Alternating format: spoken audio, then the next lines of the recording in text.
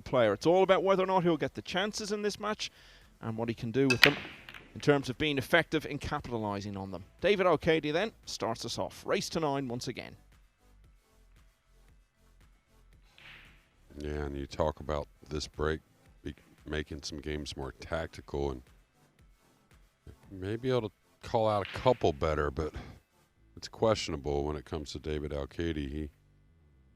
He knows the ins and outs of the tactical side of the game, and I wouldn't doubt that him and Benji have faced off a few times before on the Euro Tour.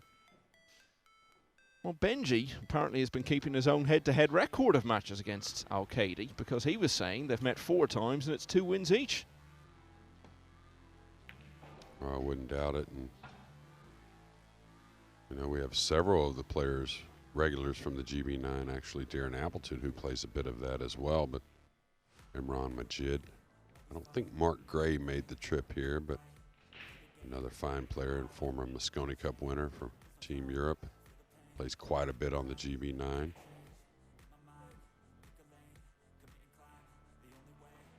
The winner of this will play Davy Pierre Giovanni. He's been waiting since yesterday to find out his opponent, since seeing off Dimitris Lukatos 9-8. David very good with the jump cue, and it looks like that's where he's going.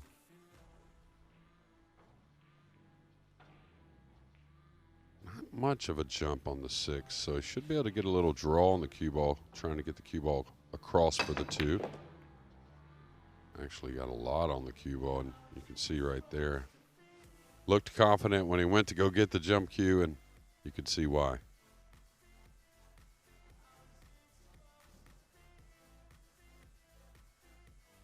Just seems to enhance his reputation all the time. He's 43 years of age now. And of course part of the Spain team that won the World Cup. Yeah, they both went blonde after that win, and I wonder if that had something to do with the win. Something, maybe a little something fun they told between themselves. Hey, if we snap this off, let's lighten the hair color a little bit. It had in effect slowed them down as far as playing great pool. Yeah, not the first time something like that had happened at a World Cup.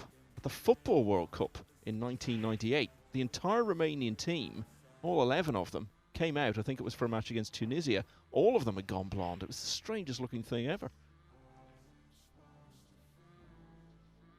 Well, a unit. Nothing better than a unit.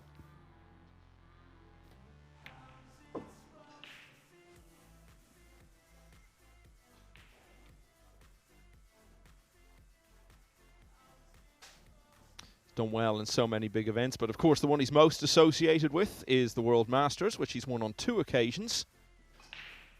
The second of those in 2019, famously coming from 5-0 down to beat Alex Kazakis.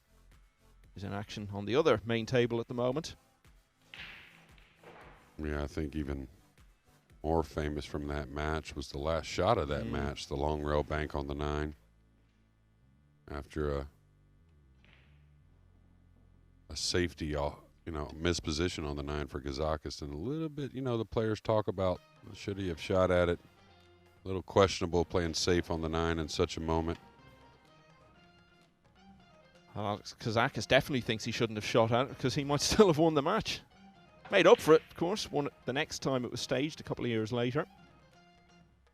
Yeah, that's pretty incredible.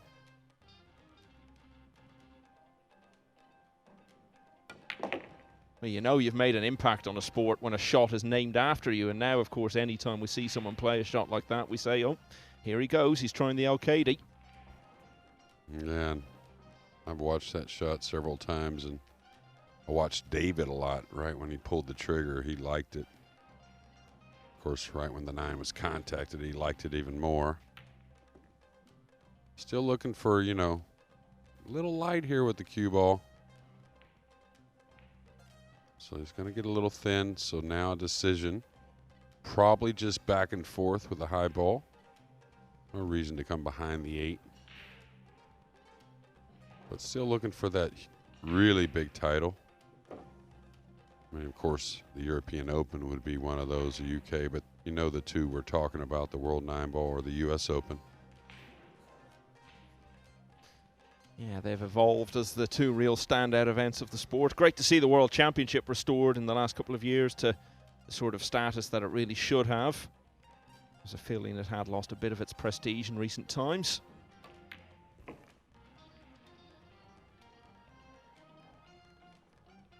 Well, solid opener here. A bit hard on the kick shot from Benji. Let it get away a little bit. Did get the snooker, but probably opened the door a bit too much for the Spaniard. And now a 1-0 lead. And he looks keen to get on with it, doesn't he? Now let's look at some of the other matches. Pia Filler is level at 3-all with Ramazan Akdag. If she wins that, she could play Joshua Filler in the next round. He'll be starting out shortly against Rafael Val. As you see some of the scores going through there. Mario He, 4-3 down against Britain's James Devlin. These are all in winners round 1 as well. They've all won a match to get here, and if they get through, they'll have to win another one to then advance to that single elimination stage. Alex Kazakis, as we said, 7-2 up on Vincent Gomez. Player's name that I did think I saw he was here, and a guy that I thought was certainly making a charge into one of the top probably 20 players in the world before pandemic, maybe 25 players in the world, something like that, is Petri Mäkinen. I haven't got to see him play in a couple years, and just kind of wonder where his game's at now. From Finland. Really solid player.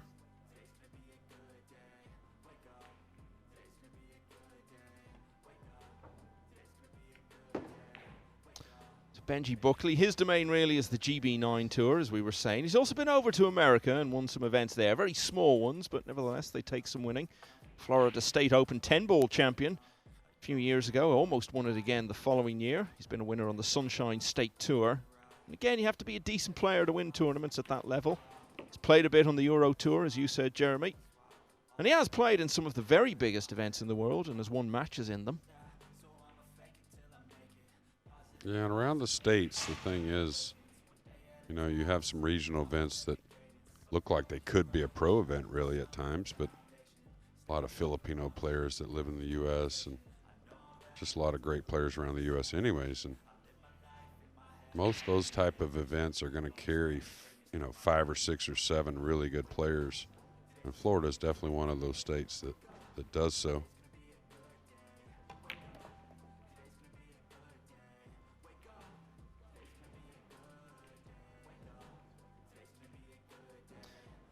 Decent snooker player as well, like a lot of the British pool players.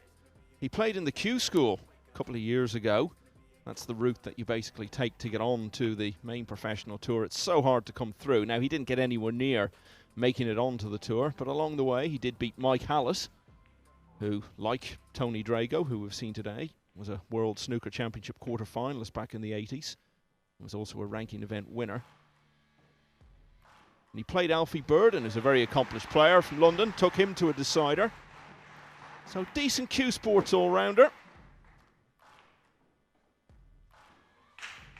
Yeah, and like anyone who carries himself as a little underdog into the match, and time at the table early makes such a huge difference. A little short with the cue ball here, so leaked out pretty decent, got off the rail. Just got to be a little concerned with the speed of the cue ball on the route. Make sure he doesn't threaten that side pocket.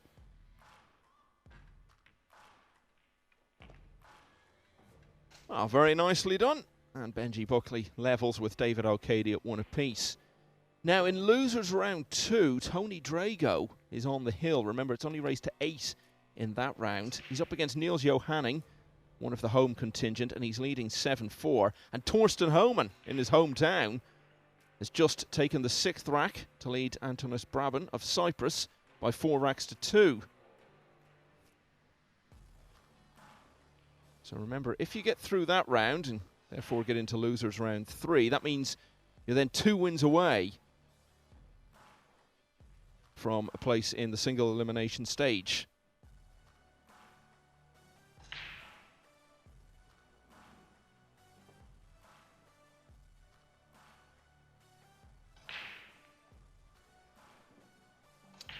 Incidentally, Marco Dorenberg, who we saw earlier, we were commentating on his match only an hour or two ago. Well, he went over to the loser's side and has progressed further without hitting a ball because his opponent, Brian Nielsen of Denmark, has withdrawn.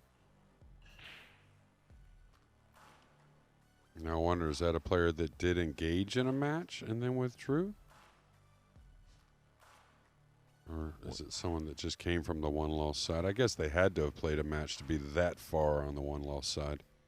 Well, actually, he'd got through the previous round because his opponent withdrew. Oh, okay. So I think he may have played a match prior to that. I think Dorenberg might be a little disappointed because he showed some good form towards the end of that match we were commentating on earlier against Tyler Steyer. And most of the guys would rather play the match. I mean, it's always nice to get a bye or, you know, get on with a win one way or another. But, again, time at the table is huge. And a doable kick shot here, not one he should put a ton of speed. This is the type of shot very hard to hang the one. So you want to kick it lightly. That way, if you don't make it, you may lay on top of the one. The two on the side on the top rail may not give up a shot. Yeah, I like that speed. It may not work out. But you see how he kind of grouped it together. Now, it did spread apart a bit, so David may have a shot offensively. Just to clear all that up, Brian Nielsen, who we were talking about there, who withdrew, it seems he did play Mateusz Sniagotsky in the opening day, but was beaten 9-0. He's basically been down to playing 3 matches and didn't win a rack. Has he got to bump the 2 here? Is he going to go barely past the 2 with the cue ball?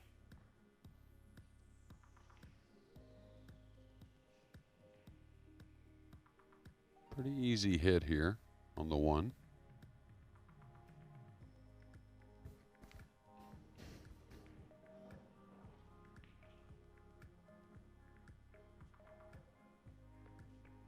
Be interested to see how he plays this.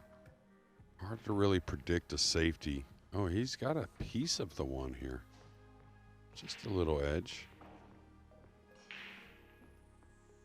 I may kick at this with a high ball, trying to go at the purple 5 with the cue ball off the side of the 1.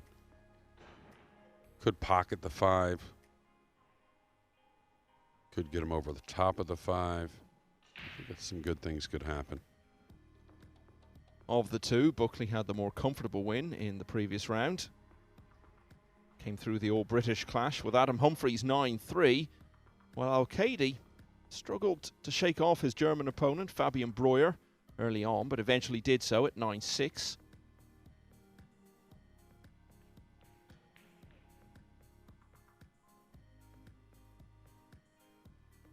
Okay, he's going for a piece of the 1. And he thought about kicking at that ball many times, and a lot of players are like, why would you ever kick at the ball when you could see a little piece of it? But sometimes the kick shot makes a little more sense.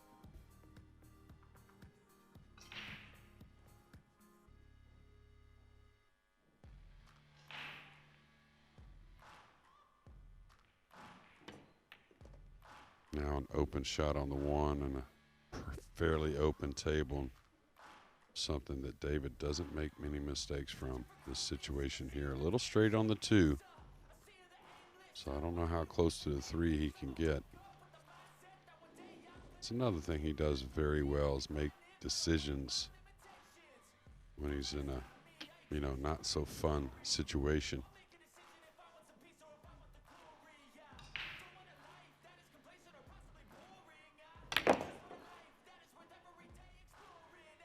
He obviously had a little bit of an angle. Now he's in a prime position. The 4 does pass the 5, the 6-7 near, and the 8 over the side. Should regain that lead. Obviously, Alcaide and Francisco Sanchez Ruiz, both very good players, Jeremy. But how much of a factor in that World Cup success do you feel it was that they're so used to playing with each other? I think that was maybe the 5th time in a row that they'd made up the Spain team. Yeah, absolutely. And they've been running together for longer than that, and I think, you know, I think it makes a huge difference. You know, it may not show up during the tournament, but there's going to be situations of some frustrations or doubt, and You know, when you got your buddy right there with you, it just makes everything a lot easier. Not even so much playing together, even though they're very similar in some ways, but just the continuity of the friendship makes a huge difference.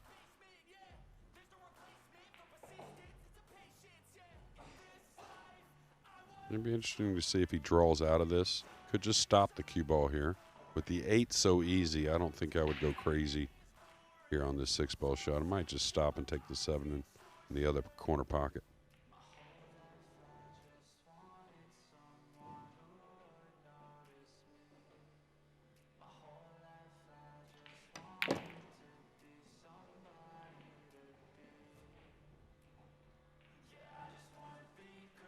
Alex Kazakis has just made a 2-9 combination from distance to win the 11th rack of his match against Vincent Gomez.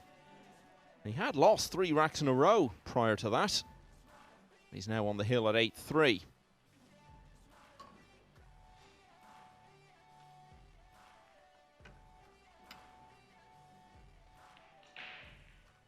If he comes through, he'll play Tyler Steyer, who we were talking about just a few minutes ago.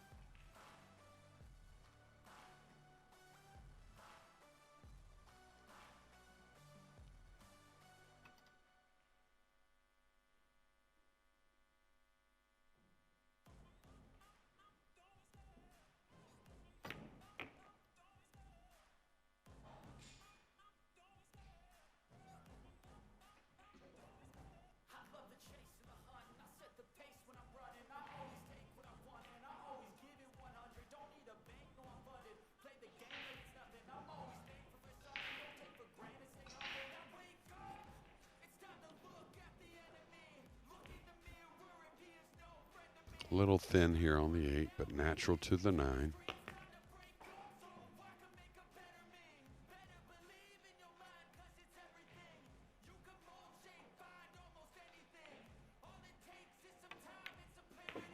So both players looking fairly sharp early on. David Alcaide leads for the second time at 2-1. Now we've been talking about the possibility of Mr. and Mrs. Filler playing each other in the next round. Well, Pia Filler has certainly got a good chance against Ramazan Akhdag. She was leading 4-3. She's now lost 2 racks in a row to trail 5-4, but still in contention there. Wouldn't it be something, though, if she got through and Joshua Filler didn't? Well, Josh is currently 2-0 down against Rafael Val. Still a big favourite to win that one. We see some of the scores going through there. Mieszko Fortunski, 6-3 up against Ahmed Aldalami.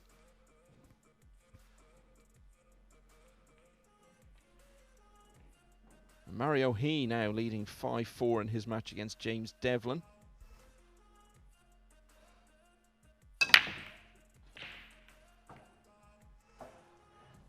Okay, sound break off, pocketing the 1. The 2 is opening up. Not a whole lot of angle, but the 3 not too tough. The 4 back down table, but in a decent position, so these first 2 shots should open up the rack.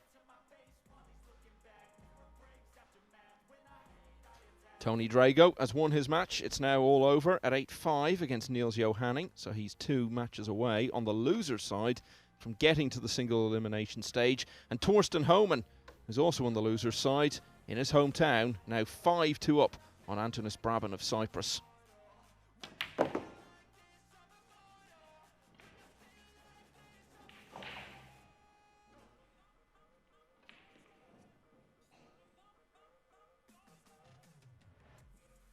Splendid shot on the 2 here, taking hardly any angle, forcefully going to the rail and getting it back out, making the 3 so much easier.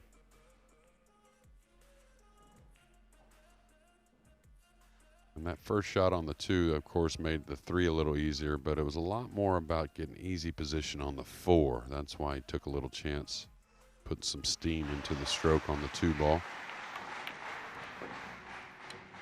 And he may get elevated here, kind of awkwardly.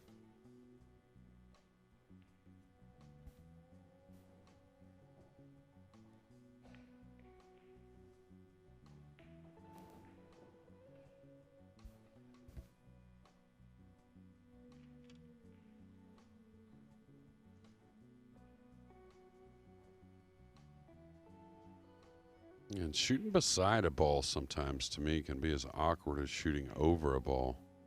The reason being is when you shoot a shot, the cue stick, the butt is usually in the center of the cue ball no matter where the tip's at.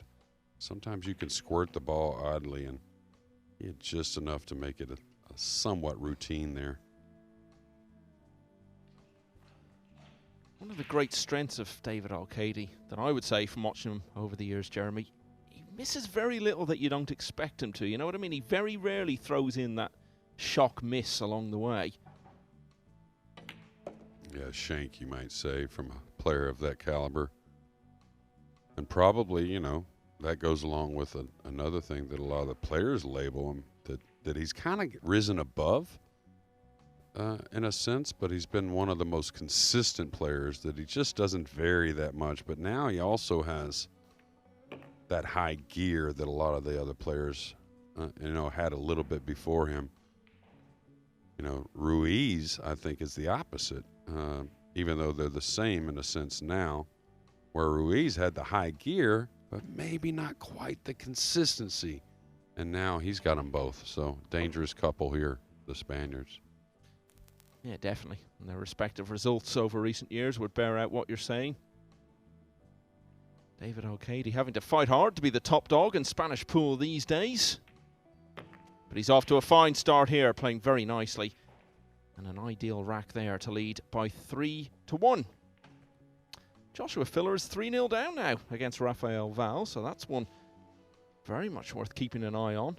And Pia Filler has levelled at 5-all with Ramazan Akdag.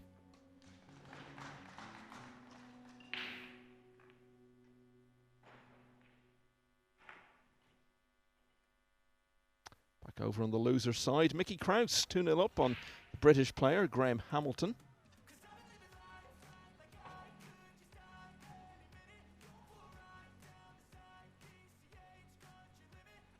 Remember, by tomorrow night, we will be down to the single elimination stage. 32 players coming through from the winner's side, 32 from the loser's side. And then it's just straight knockout all the way from Friday morning to Sunday night. Yeah, dodging almost an awful kiss to lose the cue ball in the lower corner. Again, we're going to see a bunch of that this week. We've seen a bunch of it already, and now with the 6 hanging, it's going to be hard for David not to stay offensive, banking the 2 onto the 6. He's got to figure out what's the percentages on getting position, and if that really is a problem, he might play the safety instead. He's got a couple options when it comes to the safe. He could clip the bottom of the 2 trying to come behind the pink 4, or he could go up table off the left side of the 2. And that's what he's done. And this is the part of the game that hardly any do better, really. Now Benji's going to have a tough decision. Do I pull out the jump cue?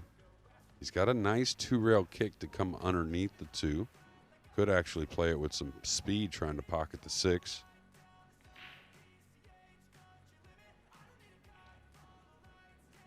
May be able to swerve this ball just a hair between the 3 and the 5 and get behind the 2 to kick it up table.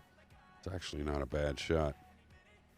Looks like he's gone to the jump cue. So the thing about the jump cue is where you're going with it in this situation. Are you trying to bank the 2 in? If you bank the 2 in, you probably hold no position on the 3. Just like here. That's the problem with the jump cue in that scenario. Now, if you miss the bank, hang it, you know, leave it up table somehow. Could get a backdoor safety, but you hate to make a great shot with no reward. And probably a second consecutive jump. Alex Kazakis has got the job done. He led Vincent Gomez 7-0, got pulled back to 7-3, but he's taken the next 2 racks to advance to a winner's qualification round clash with the American Tyler Steyer. Could be one for one of the main tables, although there'll be a lot of other matches competing for that. It's shaping up to be a great winner's qualification round.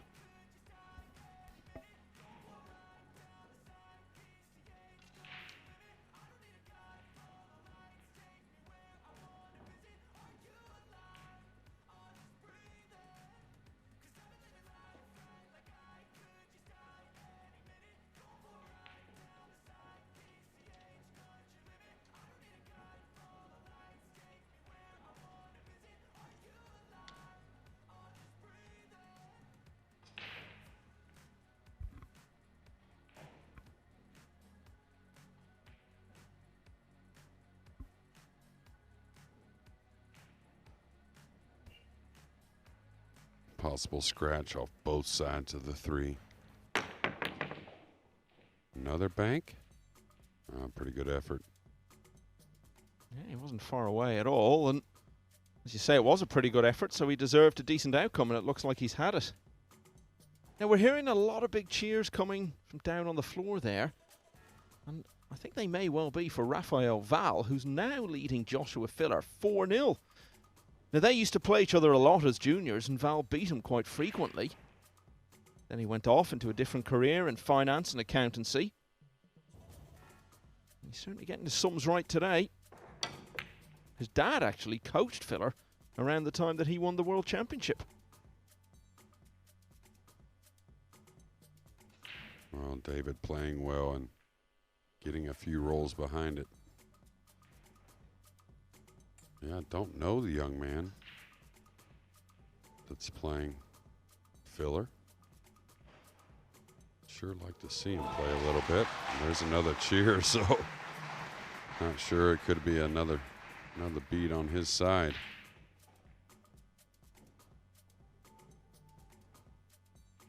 Simple safety here, dropping the cue ball behind the pink 4. Oh, he went for the bank.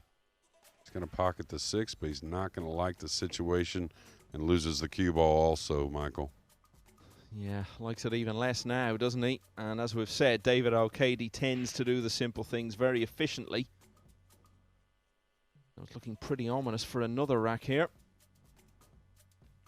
Yeah, and all the players, they like to stay aggressive, but I think aggressive got the best of Benji there. So pretty easy safety, chipping the top of the 3 and running the cue ball a couple rails behind the pink 4.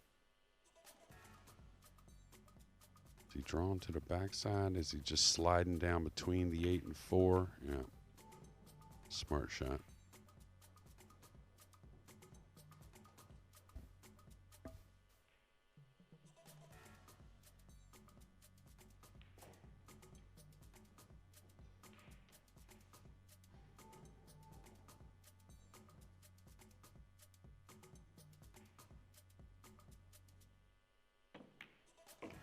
Those cheers we've been talking about could also be for Torsten Homan, because the hometown player is now leading 6-2 against Antonis Brabin. Needs 2 more racks to get through to the next round on the loser's side. Oh, David moved on that one. He was very unsure when he released the cue. It did fall. Settle himself on the 8. Pretty routine here on the 8. Just doesn't like mishitting shots.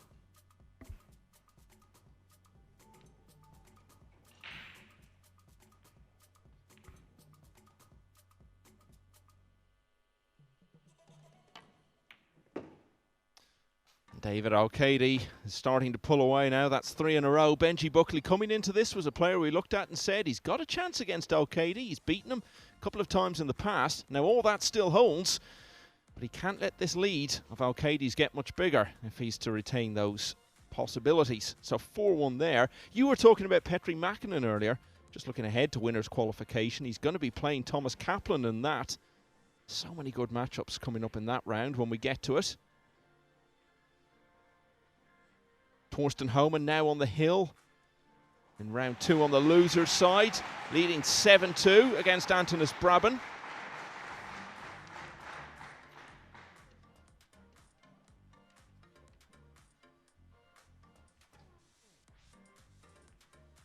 Back on the winner's side, just to remind you of that big story potentially unfolding out on table 6. Rafael Val 4-0 up against Joshua Filler. Pia Filler, though, is leading 6-5 against Ramazan Akdag.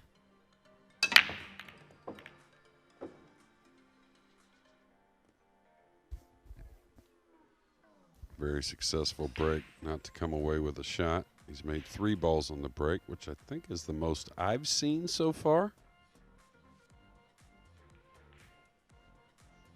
What, in the whole tournament? Well, on this table anyways. I don't think I've seen 3. I've definitely seen 3 done, not seen any more than that. A difficult rollout situation here. Like always, it seems. May roll out and try to tie the 2 up. Anytime you feel like you have the worst of it, just like any sport, you try to lengthen the game.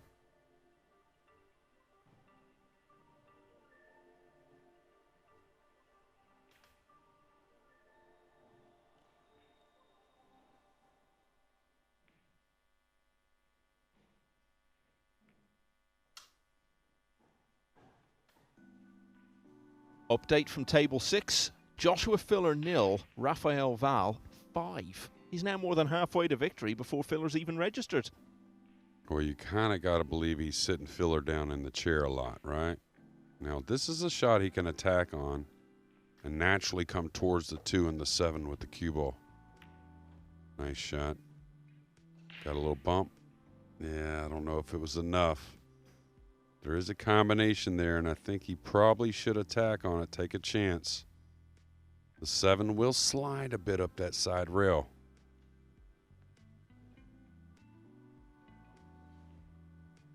The 2 shouldn't travel too far. It's definitely going to go to the rail and out a bit, but it's the type of shot you don't want to, you don't want to hit it Mach 5, but you want to put a little speed on it. Oh, nice shot. Very cleanly struck. Felt a little funny here. He's got to work the cue ball.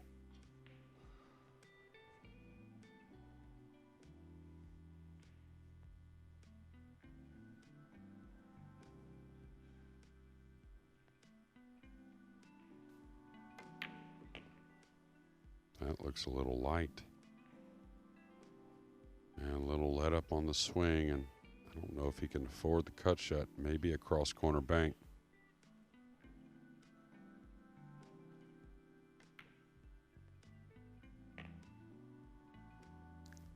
And this cue ball is rested near the rail with a terrible angle going towards that upper right-hand corner. He's going to have to elevate the cue here. Shouldn't be a problem for Benji, but may not get as much on the cue ball as desired. Oh, he got to go through it, so the angle fooled me. Small tester on the 9. Yeah, a bit of pressure on this. He knows if he misses it, could be 5-1. Good luck trying to come back from that situation. But no doubt at all about it. So he finished that rack out very nicely, didn't he? Benji Buckley had lost 3 racks in a row, but he's taken that one. David Alcaide's lead curtailed to 4-2. Yeah, and I wonder if David really realized he was going to leave him a pretty natural angle on that 1 to come down and possibly break out the 2-7. And I'll tell you another thing, 5-0. It doesn't matter who's trailing in that match. Joshua Filler, of course, Shane Van Boning. It's hard to make up those kind of games with this new break format. I think you're right in what you're saying, that obviously we're not seeing that match because it's on an outside table, but you were suggesting he's probably keeping Filler in his chair quite a bit. Well, 2 things would back that up. 1, the fact that it's taken him not that long to get to 5-0, but also the fact that's probably the only way you could beat Joshua Filler, because if he's getting chances and getting to the table, he's going to be taking a lot of them.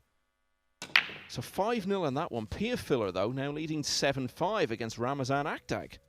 So that would be unbelievable if the Filler versus Filler match didn't happen, but only because Joshua got beaten. Now that would be something that Pia might rub in a little bit for a little while. She might wait a little while till she rubs it in a little, but that would be a funny story. No, I don't think she'd wait at all. I think she'd be rushing over to the table. There was a story, in the early days of the World Snooker Championship when the 2 best players in the world were brothers, Joe Davis and Fred Davis, both from England. And one of the first times Fred played in it, he was beaten by a chap whose name was Withers. I think it might have been Walter Withers, something like that, who then had to go and play the other Davis brother, Joe, in the next round. And he was so affronted at the fact that this chap had the cheek to beat his brother that he defeated him by 30 frames to 1. So Pia Filler may be in a similar role of attempting to take revenge on behalf of her family and her husband in the next round. Yeah, another rollout here.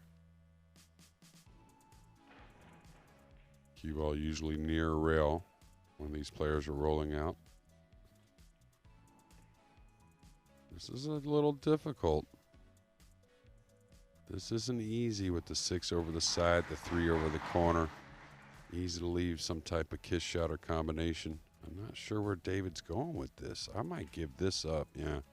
I hate to give him up, but this is one that looks to me very difficult. I think you pretty much said exactly what was going through his head at exactly the same time as he was thinking it there. Now, if he felt really good about things, he could bank the 1 down between the 9-7. Just fully try to go behind the pink 4. That's not great either, but probably plays off the left side of the 1, trying to run the cue ball. Pretty nice effort, putting the 1 out in space. He's going to get him over top of the 2, well, beside the 2, and snookered behind the 8. So jump cue coming.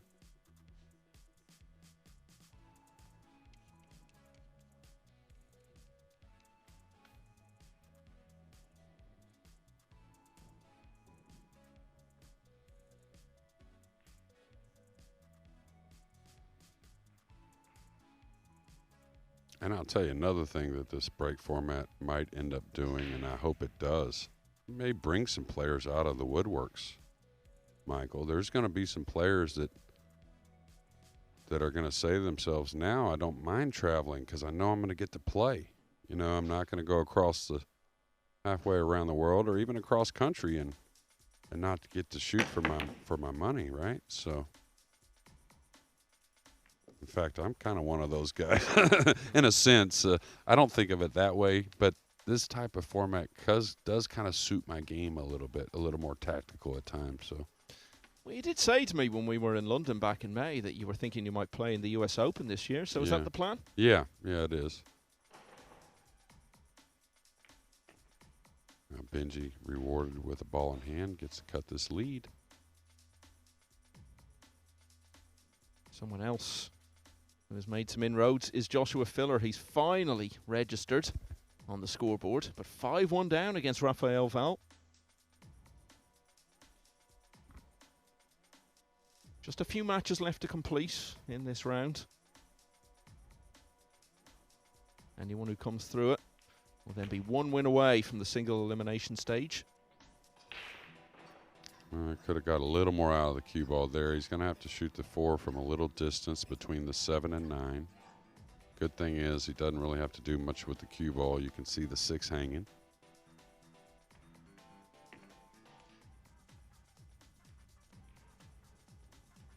And I wouldn't say Benji's a rhythm player. You know, prior to getting down on the ball, he takes his time, making sure he knows what he wants to do. But when he gets down, that's where he really doesn't take a whole lot of time pulling the trigger.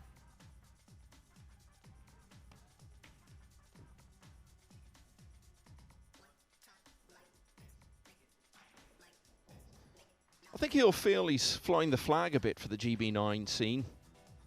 Wants to show the world how good the standard is among players at that level. He's doing quite well here. Great chance to get back to only 1 behind.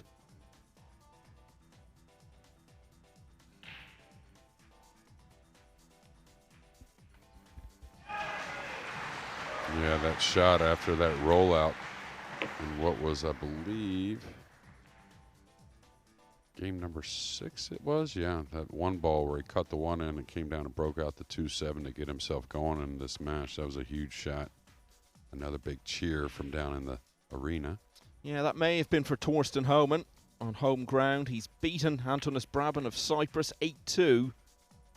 So he's 2 wins away now from coming through the loser side to make single elimination. His next match will be against the winner between Joey Hegmans of the Netherlands and Thailand's Ratapol Sasman. They're level at 4-all at the moment.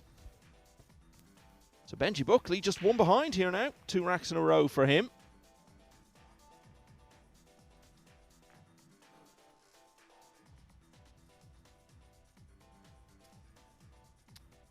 Now let's look again at the winner's side, which is the side we're watching here on the main table. I told you Rafael Val had been pegged back a bit to 5-1 against Joshua Filler. Well, possibly that cheer was for him because he's won the 7th rack, so it's 6-1 now. halting Fuller's comeback before it had much of a chance to get started. And Mario He on the hill, 8-5 up against James Devlin.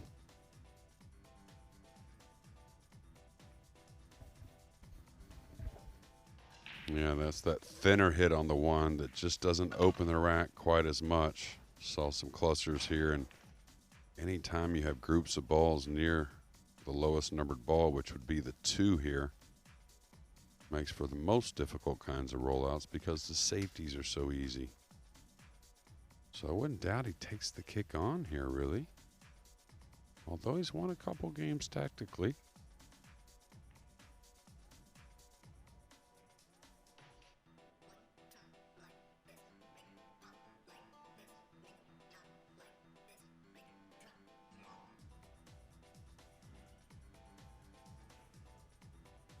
.128 players were seeded in this event. So that's why we're seeing the quality matches here in the second round.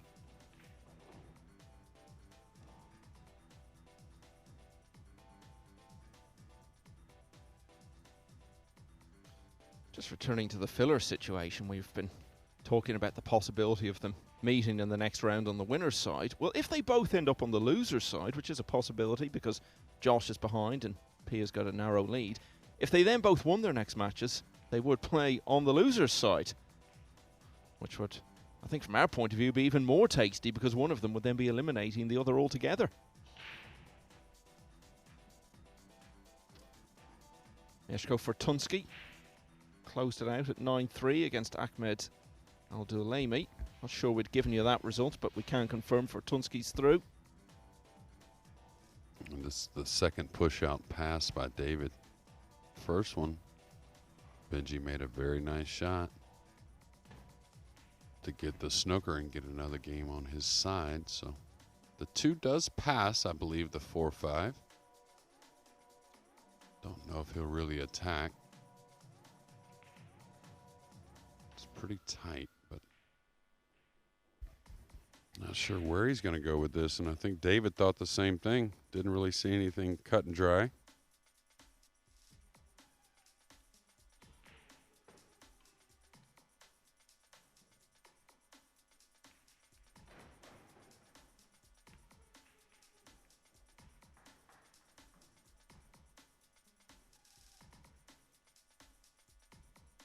Well, David will certainly play off the bottom of the 2, run the cue ball 2 rails, possibly just a light bounce off the 3rd rail up behind the 8. I think, anyways. Pretty simple safety.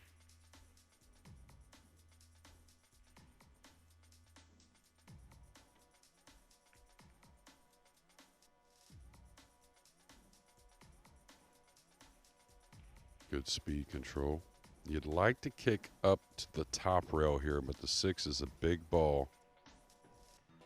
Definitely cutting off the natural path. So you may see him come underneath the 9 with the kick shot here.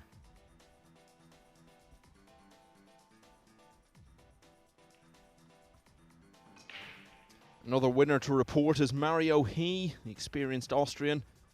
Has got the job done against James Devlin, 9-5. And will now play Sebastian Barkowski of Poland in the winner's qualification round.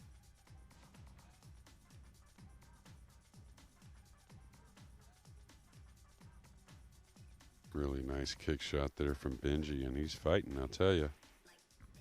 I think David probably remembers getting beat by Benji a couple of times. He's playing pretty hard right here. Well, you might be able to forget losing to a player once, but when the same player comes back and turns it into a bit of a habit, you're not going to get that out of your head. Yeah, going to the air with the jump cue again. I wouldn't say a big underdog to make this. Probably makes it at least 3 out of 10, maybe 4. Oh, wow, he caught the 7. Yeah. And all of a sudden, in a match where Alcaide was threatening to run away out of sight, Buckley has a chance to level. I was a little surprised at the kick shot, just because the jump shot, just because David's such a good kicker, and with the 4-5 a little tied up, He makes a solid hit on the 2. Good chance he may not leave anything offensive to where the run out's so easy. He's got to get an angle on the 3. I would like to play the 3 in one of the corners myself, because if you get on the wrong side here of the 3, you're in trouble. Now he's actually gotten pretty perfect. He can draw the cue ball 1 rail between the 8 and 9 and play the 4 on the right side, which should open up the rest of the rack.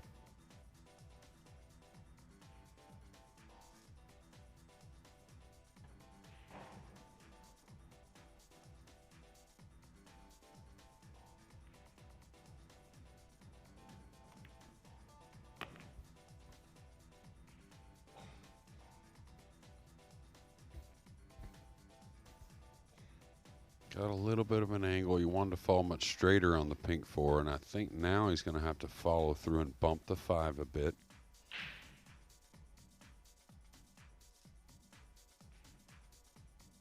The diamonds, the side pockets are brutal, so you can't take your eye off these shots at all. And he looks pretty comfortable to me. I'll tell you, put a little left side spin on that. Had no worries. Yeah, there was no settling in process at all, was there? He looked comfortable from the start of the match. Those wins he's had over Alcaide in the past give him every reason to feel that there's nothing to fear in this one. Yeah, Benji and a few of us were at the airport together and then rode the train over, and I've known Benji for some time and really like the guy. And he said he's been in pretty good form.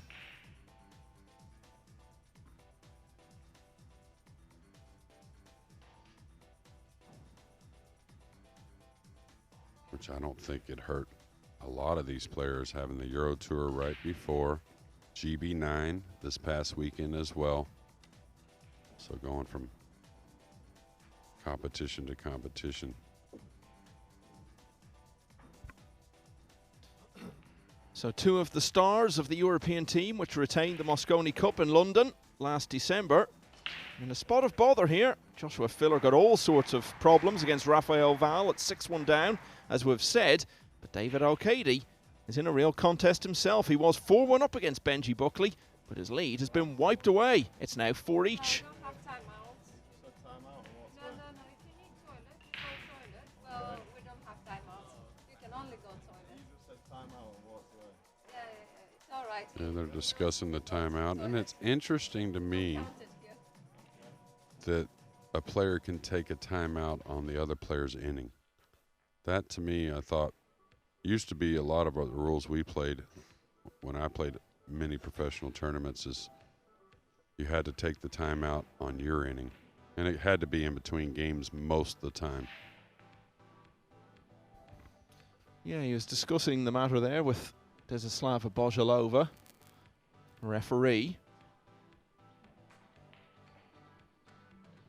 Can't let himself get distracted by little things like that, and I'm sure he won't. Now you see Torsten Homan's win going through there. I think it would do the event a lot of good if he can stay in it as long as possible. Joshua Filler has just pulled one back, so now 6-2 down against Rafael Val. It was 5-0 a little earlier. Of course, if there's one player you would fancy to come back from a situation like that in the game at the moment, it would be Filler, because he can get up a rhythm and get on a roll like nobody else, really. Yeah, and he's got a, you know, at the moment, I would say he's by far got the most fear factor. You know, if a player like, you know, maybe not the guy he's playing right now because they know each other so well, but a lot of players with a lead like that, if they make a mistake or two, they could see, oh, well, I've given it away. This guy's just, you know, he's going to run on with it now. And Filler can get you a little mental.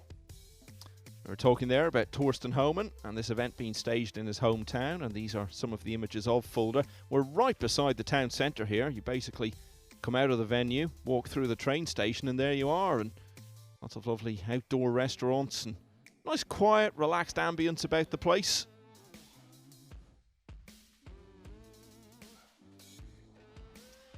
Torsten isn't based here, of course. He's over in the States these days. Is that correct? Yeah, he's been in New York for some time. I think he did live in Jacksonville, Florida for a piece, but we've been in New York for many years. Great to see him still going in this tournament. Patrick Mountain, another German player on the loser's side, has beaten Engineeron of Turkey by 8 racks to 1.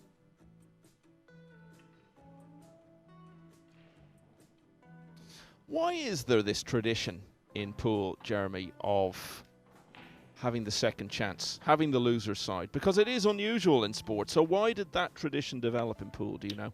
I'm not really sure. I mean, maybe it's because it's such a cruel game at times.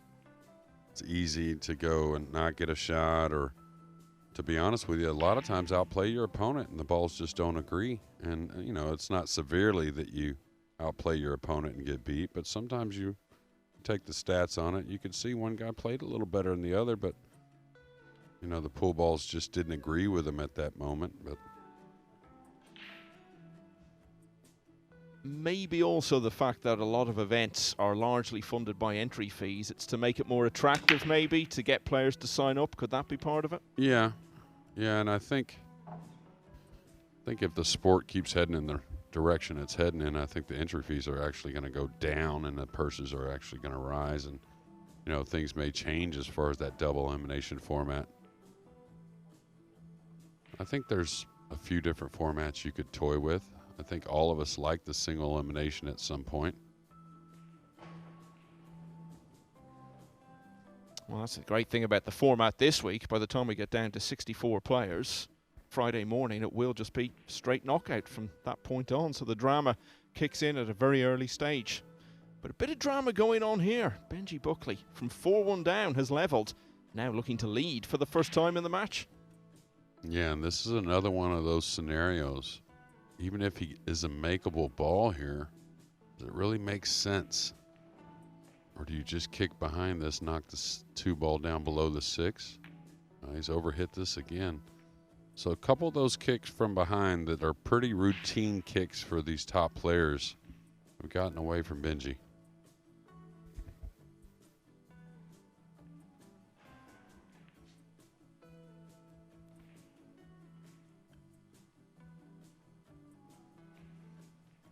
I don't think David will attack here. He may thin our right side of the 2 and try and run the cue ball. It's a difficult little situation, really. I don't think much future in attacking, trying to pocket the 2, unless he thinks he can hit it with a high ball and go between the 4-8 and somehow back down the table.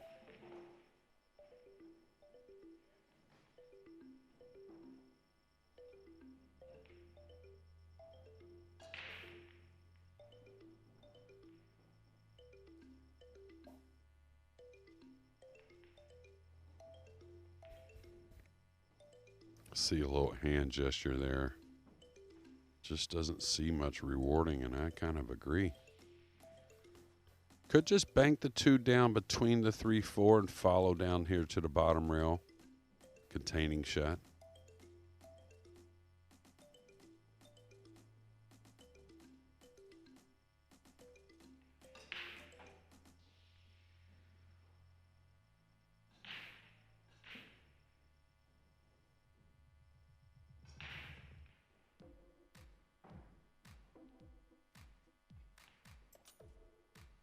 What he's worried about, if he edges the 2, there is a possible scratch in the lower right, but maybe the 2 gets away from him between the 5 and 8 and gives up a shot.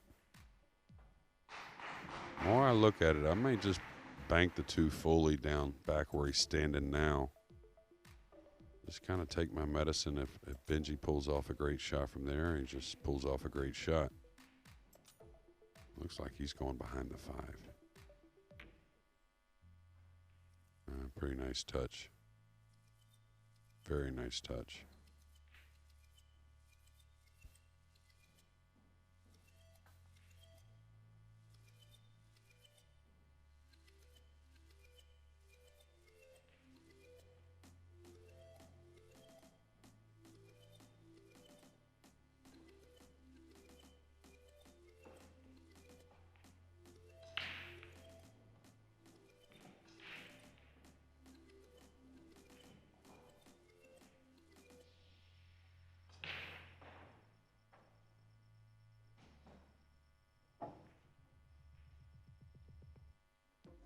I've known for some time that the depth of quality in the game is so vast around the world, Jeremy.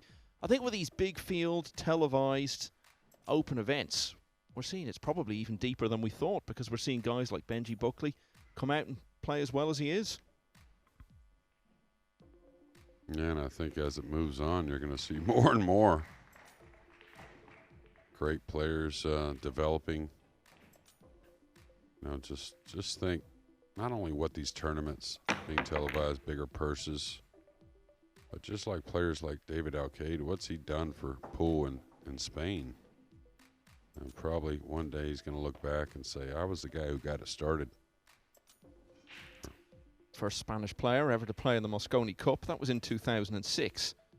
Took him 11 years to get back in the team, and even after that he didn't play again for 4 years until last year, when he won all of his matches apart from that opening team match.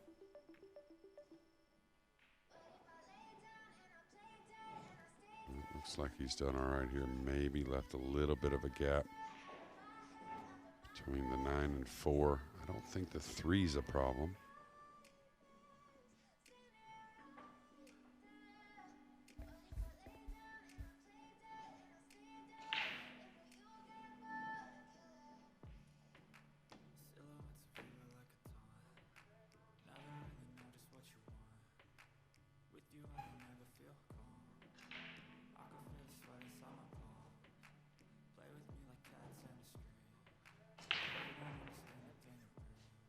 Pia Filler is through to the winners' qualification round. She's beaten Ramazan Akdag by 9 racks to 6. So who's she going to play? Is it going to be her husband or the man who beat her husband? Because Rafael Val is threatening to do that, leading 6-3. So that match and this match, sorry Jeremy, just to say, are the only 2 places left now in the winners' qualification.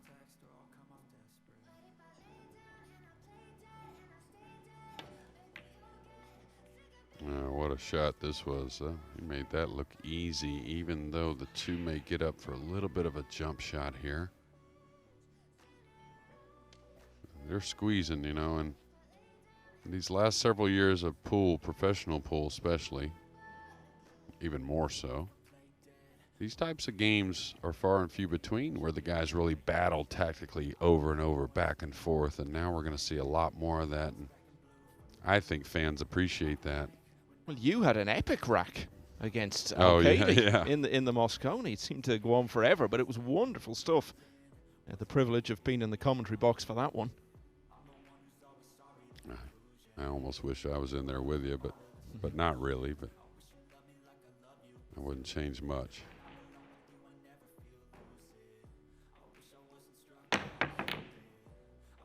Watch out, cue ball. All right. 3's going to get a little tied up, so here we go. He has an offensive shot, but not much future with it.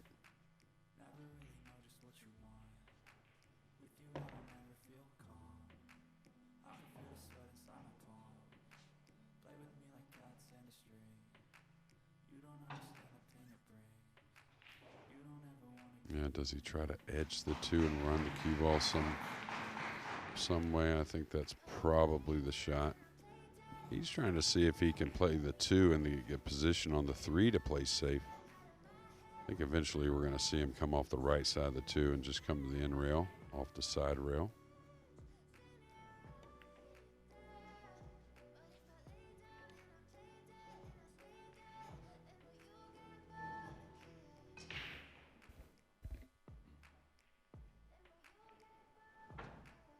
Real battle going on for the right to face Torsten Homan in the next round on the loser's side. Ratapol Sassman of Thailand on the hill leading 7-6. Remember, it's just race to 8 in that round against the Dutchman Joey Hagemans. As we were saying, if you get through to round 3, then that means you're 2 wins away from coming through the loser's side and getting to single elimination. Shane Wolford also in action on the loser's side. We'll be keeping a close eye on him. Potential Mosconi Cup player in the next couple of years for America. He's lost the opener against Bora Anar of Switzerland.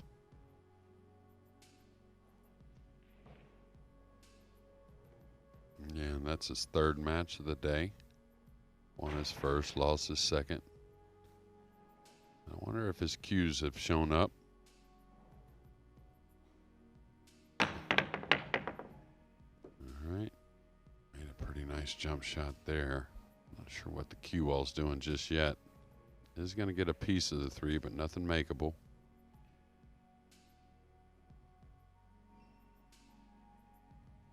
It's a funny little shot here. Is he sizing up the kick on the 3-6?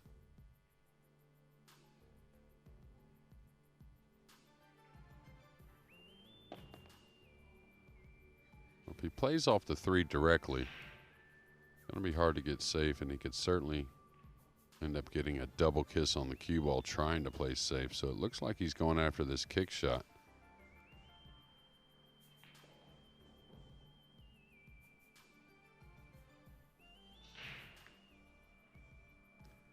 Okay.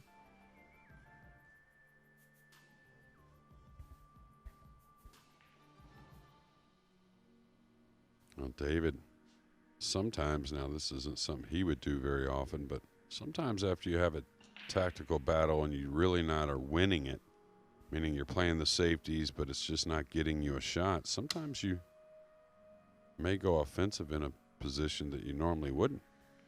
I would say normally David's going to put the 3 above the 9 and the cue ball hopefully behind the 6, but otherwise he may bank this cross corner.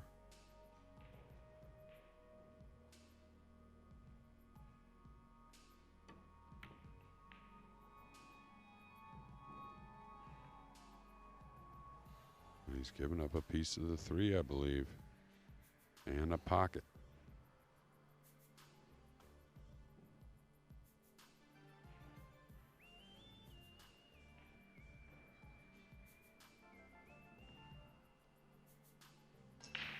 Filler has now put another on his side, 6-4. Yeah, it's starting to look a bit ominous, isn't it? Because he was 5-0 down. He's now won 4 of the last 5 racks. So at best, you might say it's now 50-50 chance for Val.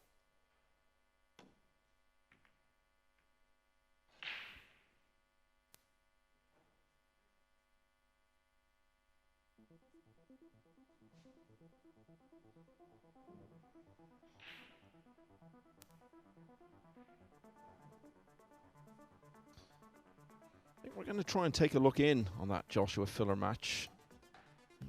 You can just about see it, bottom right of the picture. And quite a crowd gathering round there. Word went around the hall that there may be a big story in the offing. It's hard to tell, really, who they're pulling for. Both German players, and obviously both well-liked. I wonder if Pia's gone over there to assume her usual role of cheering him on. Wow, what a shot this was. And David just knows all the shots, it seems like.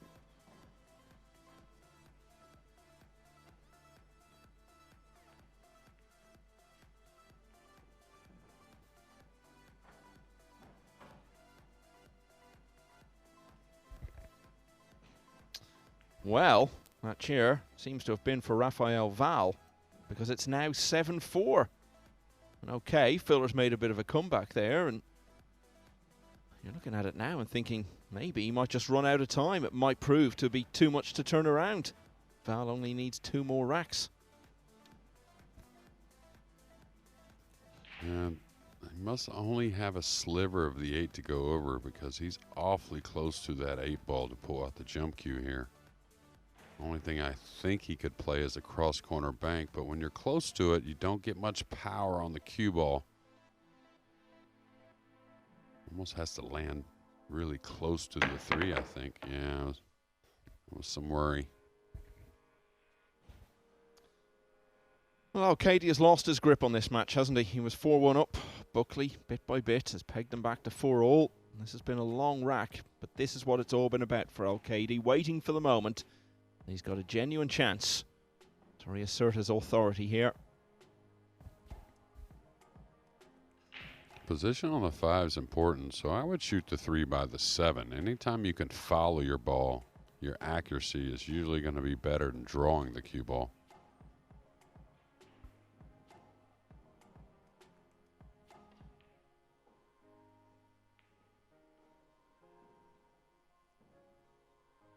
got options.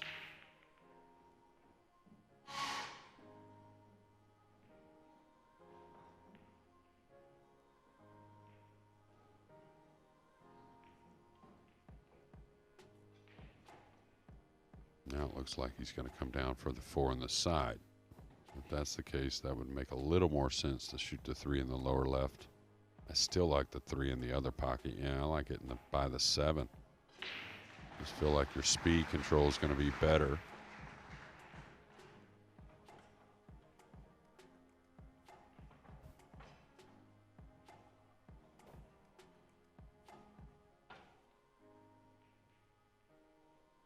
Taking a lot of time for what looks like a pretty open table.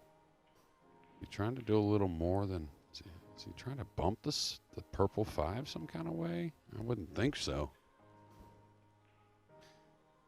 Not his natural style, is it? I mean, he generally gets on with it pretty well.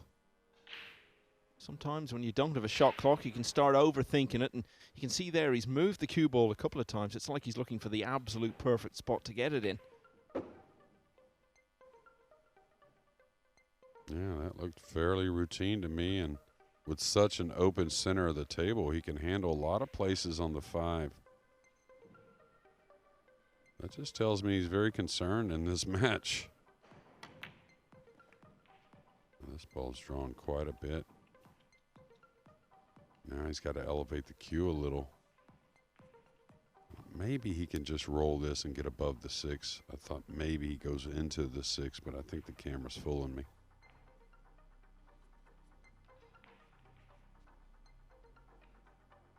No, he's got to elevate a little bit. Maybe going 3 rails.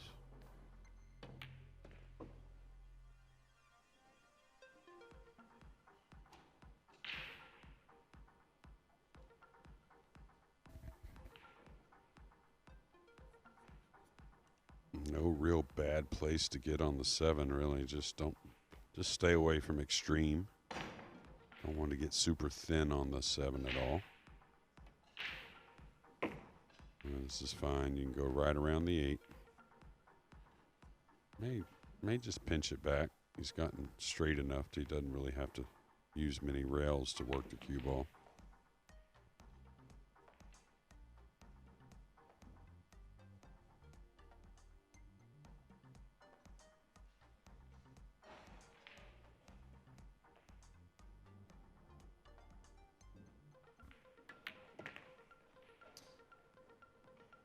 Well, it's been a good effort from Alcaide in this rack. Had to show some patience early on, but when he got the big chance, there's still a bit of figuring out to do. And he ran into 1 or 2 minor speed bumps along the way, but eventually David Alcaide has restored his lead at 5-4. It's one of those situations, isn't it, Jeremy, that you get at an event like this with so many tables, that sometimes the match on the main table almost feels like a little bit of a sideshow because there's such a big story going on somewhere else. That's where all the crowd and the atmosphere is at the moment. Joshua Filler struggles on table 6. 7-4 down against Rafael Val, who needs 2 more. And just in case there's any chance you don't know by now, the winner of that will play Joshua's wife, Pia Filler, in the next round. And you know, I'm not surprised to see her doing well, because I remember when we were at the Premier League in Milton Keynes earlier in the year, she was there. She wasn't playing in it, but she spent more time on the practice table than anyone playing in the tournament. She works really hard at the game. She's reaping the rewards.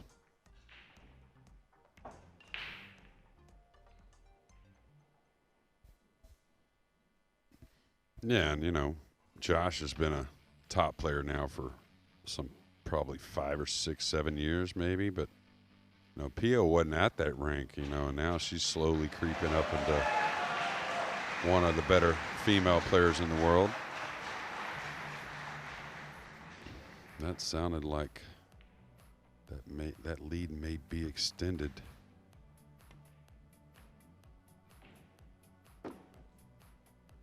Benji didn't want to pocket that 1 ball. He was solely playing safe there.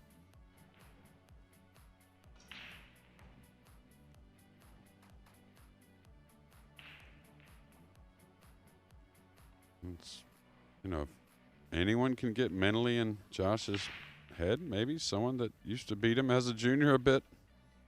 has a good record against him.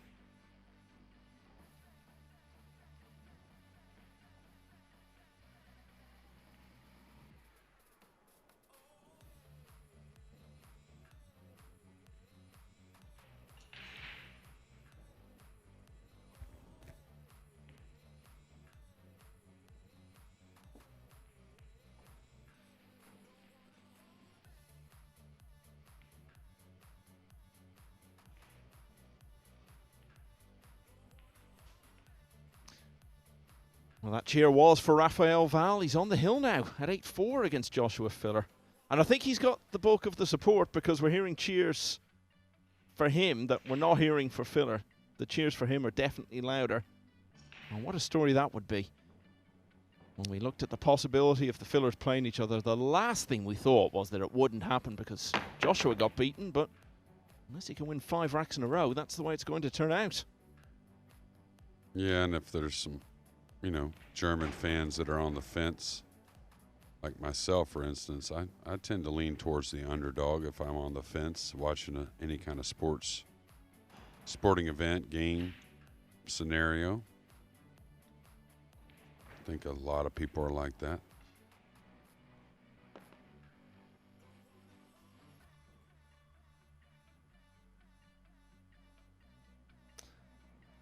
And there, as we were saying, the crowd that just seems to get a little bigger every time we see it. They know there's something big potentially going on there. Should remind you, of course, and I'm sure long-time followers of Pool are obviously well aware of it. Even if Joshua Filler loses that match, it's not the end of his campaign by any means, because he then goes to the loser's side to play Fabian Breuer. That would be tomorrow morning.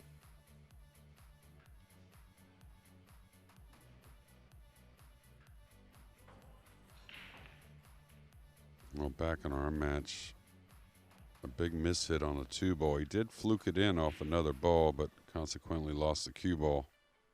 He's given up ball in hand now. I don't know if the 5 passes the 7. I don't think so. It's a tricky little layout, even with ball in hand.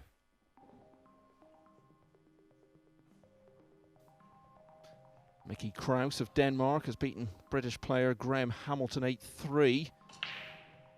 On the loser's side, I did tell you that Kraus was on the hill. Don't think we'd confirm the final outcome, but we now can. And Shane Wolford continuing to struggle, 3-0 down now in his loser's side match against Bora Anar.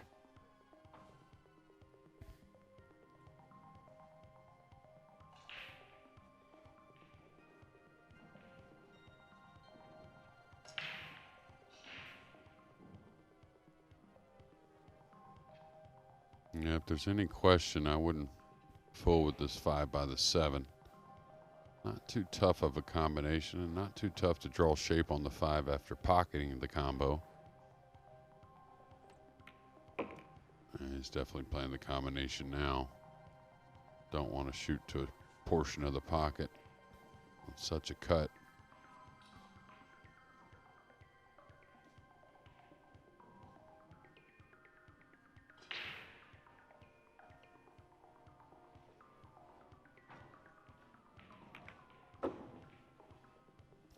Watch out, 8-ball. It's going to be okay.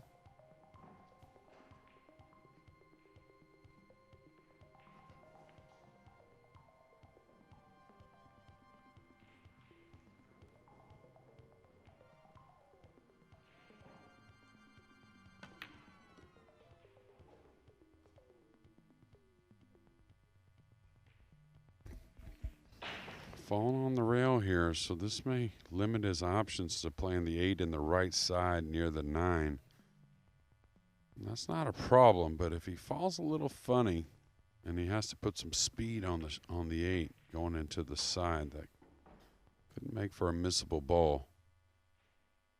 He's definitely off angle, so he's either got to go the top rail or draw the cue ball here.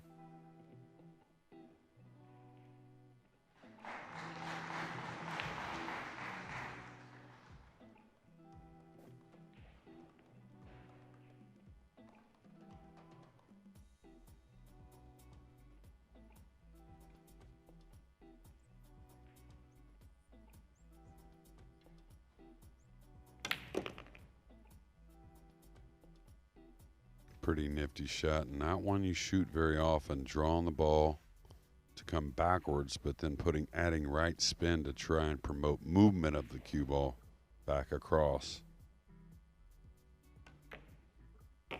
Well, he just isn't going away, is he? It became hard work there towards the finish, but Benji Buckley has got over the line in that rack and has drawn level once again. So it's now 5-all against David Alcaide. Well, everyone up here on the balcony where the TV production is being done from, on their feet now, trying to catch a glimpse of what's going on with Joshua Filler and that big story. Well, he has pulled one back. It's 8-5 now. He's won the 13th rack against Rafael Val. So needed to win 5 in a row. That's the first part done. Stress once again. He's such a momentum player. He can get on a roll, build up a rhythm. If anyone can turn it around from that position, it would be him.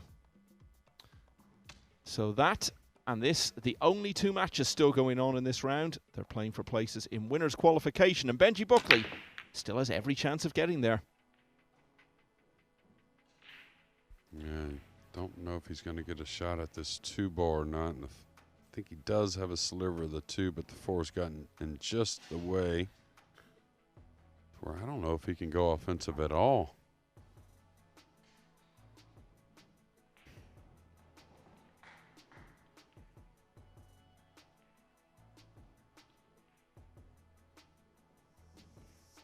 Yeah, more I look at it, maybe the 3's got him completely cut off. And the 4 is causing major problems because where do you roll out? You have to roll out to this lower left corner and just challenge David, I think. That's about all you have.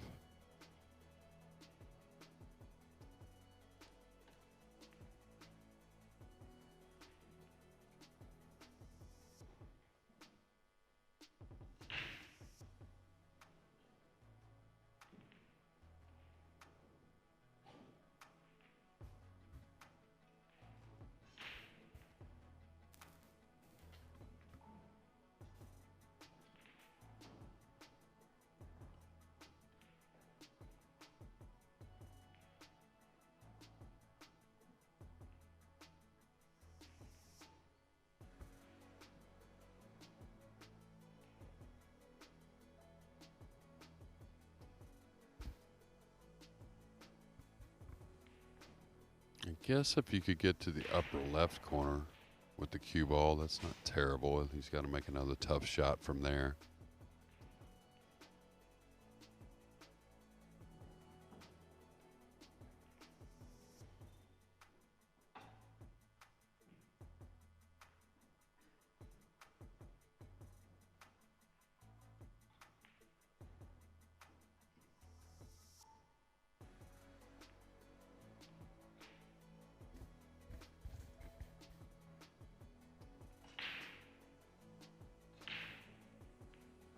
David Alcaide looked to be cruising along in this match at 4-1. He was fancying a comfortable win in a match that he would have gone into as big favourite in most people's eyes. But of course, as we've said, Benji Buckley has beaten him a couple of times.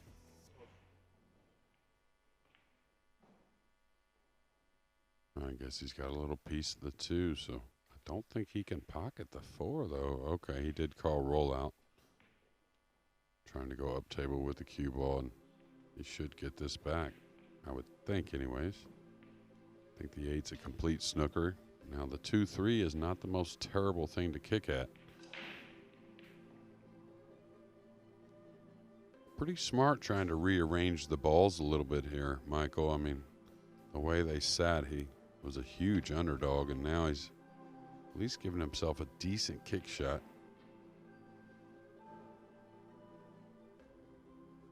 I guess the purple 5 is in the way of kicking. Yeah, that's what I would look at, that side rail there. Even if I had to bend the cue ball a little bit, bigger reward if he can get at the 2 that way. Good chance of making the 3.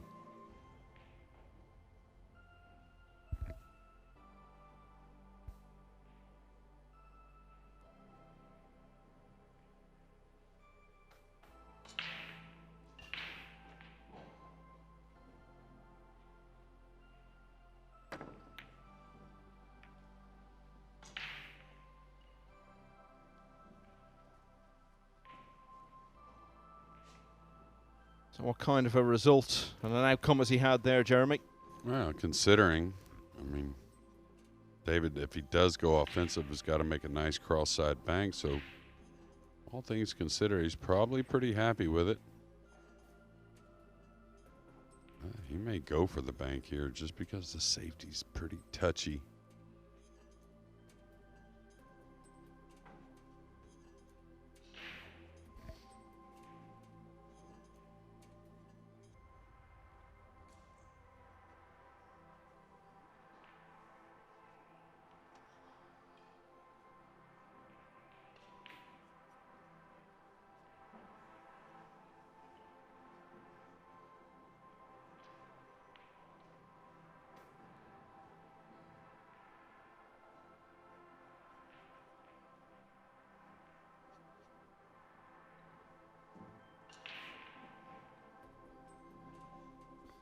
The last event in this nature, the UK Open in London back in May. Alcaide had a great run, got to the semi-finals, was beaten there by Joshua Filler.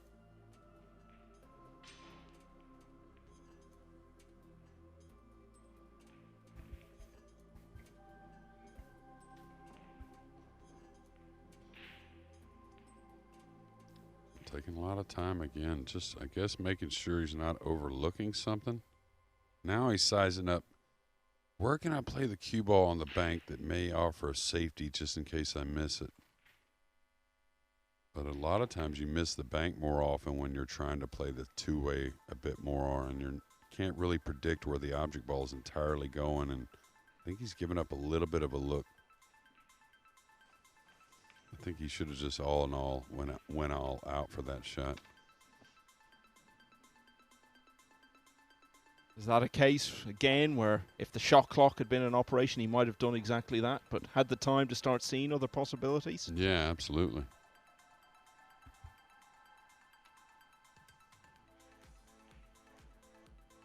All right, he's almost forced to shoot at it. Should gain position if he makes it. Maybe a little safety if he doesn't. Those are huge shots right there. I know it wasn't easy, but those types of shots are the types that make you be able to steal matches away as an underdog.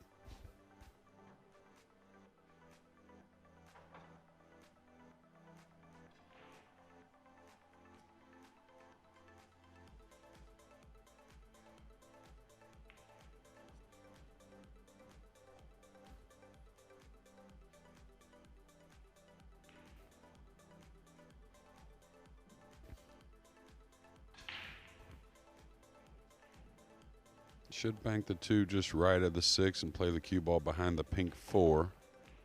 Mild speed. Doesn't want to put a ton on it. Does that need to go a bit? I think he did get the snooker at least partially.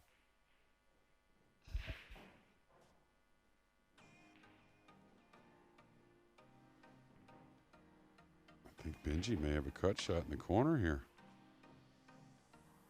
He's wondering if he can beat the scratch in the side.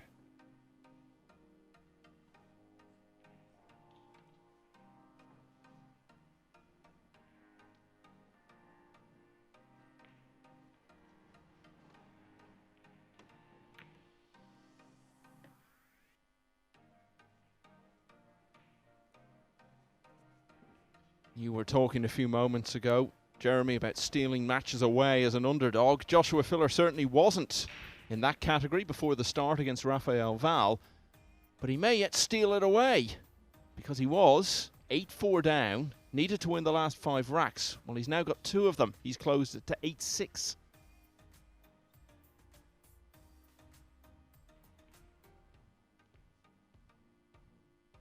Might look at that and say, well, Val's going to be feeling the pressure now. But that might not necessarily be the case because he's got a whole other career.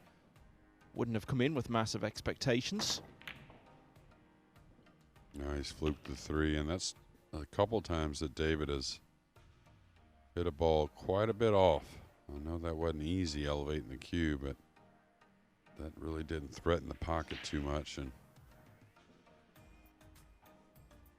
kind of feel like, without knowing the man playing fielder, that probably is probably not going to dog it. You know, I really don't think he's going to dog it. He's played such a solid match so far, it looks like. But now Filler may go ahead and win, but I don't know if it'll be gifted to him these last few games.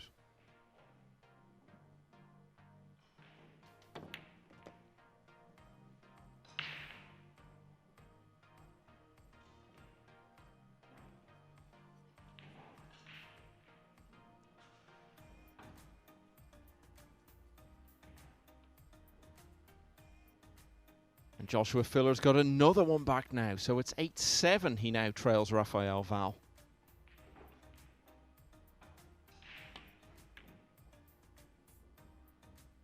I was going to say, David has played a very, you know, after that 3-1 lead, very scrappy match by his standards, and I think has gotten a bit of fortune at times on some of his mistakes. He's fluked a few balls in. Now here, pretty easy shot, missed by quite a bit. Has fluked a safety.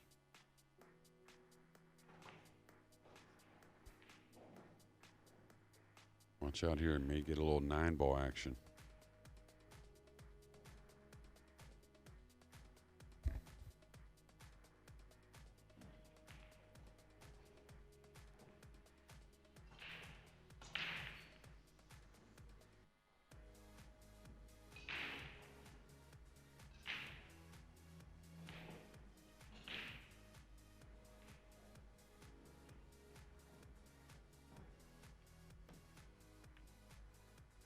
Yeah, I didn't understand the soft kick there.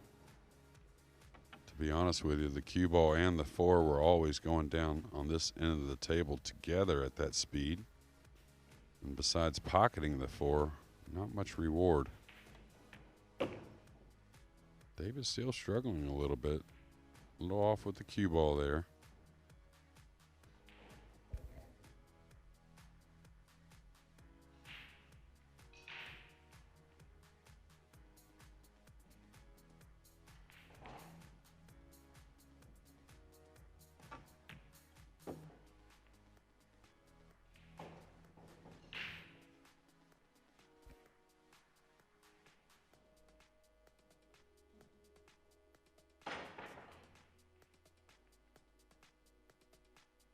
If he doesn't really feel like elevating, he may roll forward a hair and just play a 3-rail angle off the 8, getting to the 9. Looks like he actually has more angle than I think, and may play the 8 in the side and the upper left-hand corner. So he's going to stun draw over.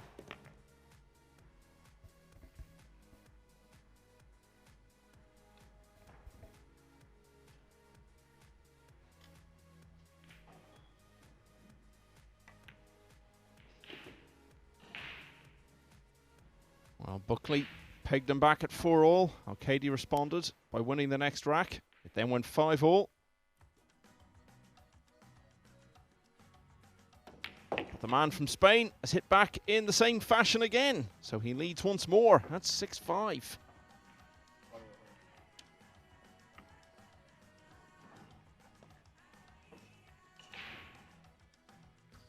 No further update for you yet on Joshua Filler. He's won 3 in a row to get back to 8-7 down against Rafael Val. We will bring you the outcome of the next rack as soon as we have it.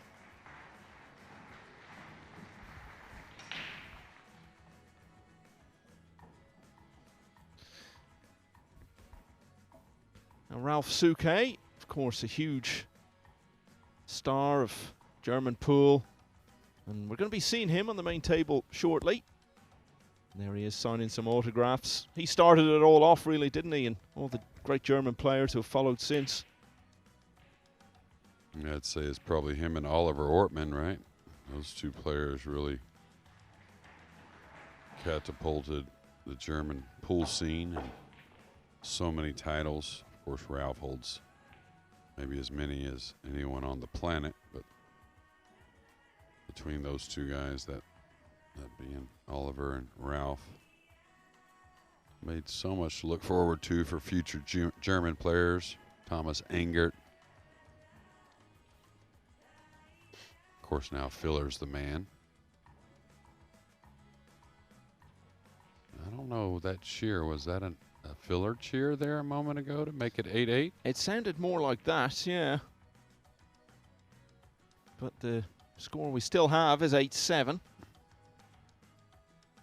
Just looking at some of the matches going through there. A lot of these matches on the loser's side at this stage. There you see, still 8-7 to Rafael Val.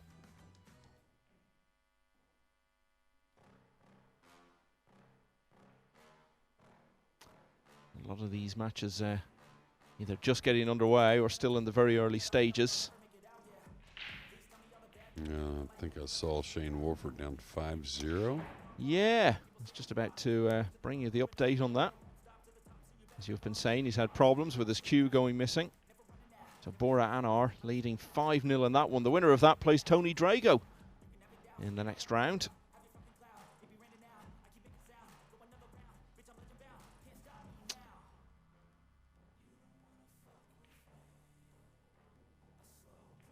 Looks like Benji has taken his time out.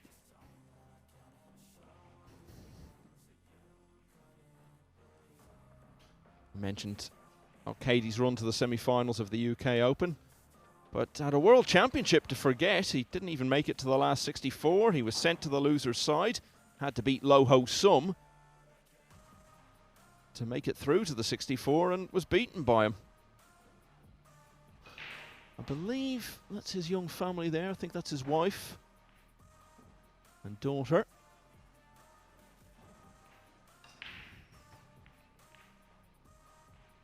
Well, she's still smiling. Maybe because she's seen herself on the screen. Yeah, another match about to start on the Matchroom YouTube channel.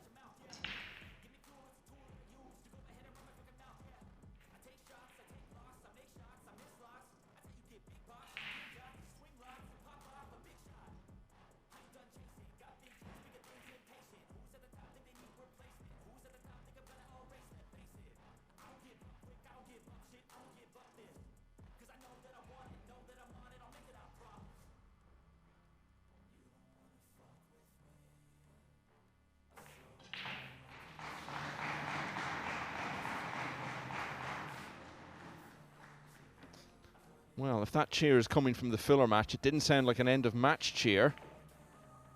No, I agree.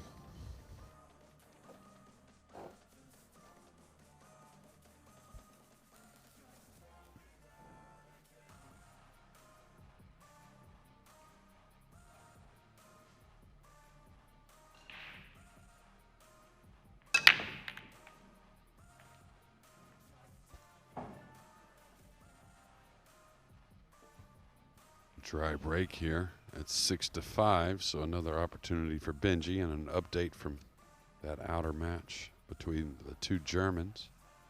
Yeah, it is now 8-all. Joshua Filler was 5-0 down.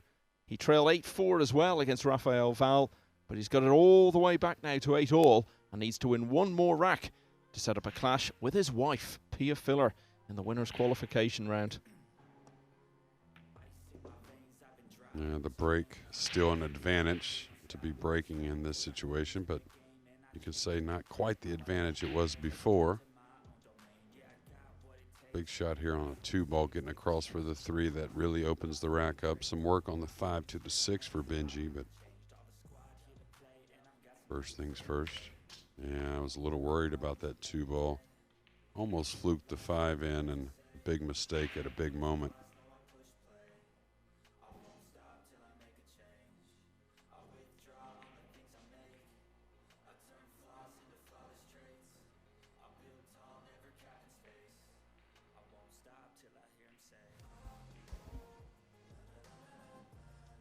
Another Spaniard just teeing it off on the Matchroom YouTube channel. Yeah, that's Jonas Suto Camino versus Tayfun Tabor of Germany. Very talented young player. Don't know much about Tabor, but I'll tell you, the German players, the ones you don't expect, sure seem to play awfully well.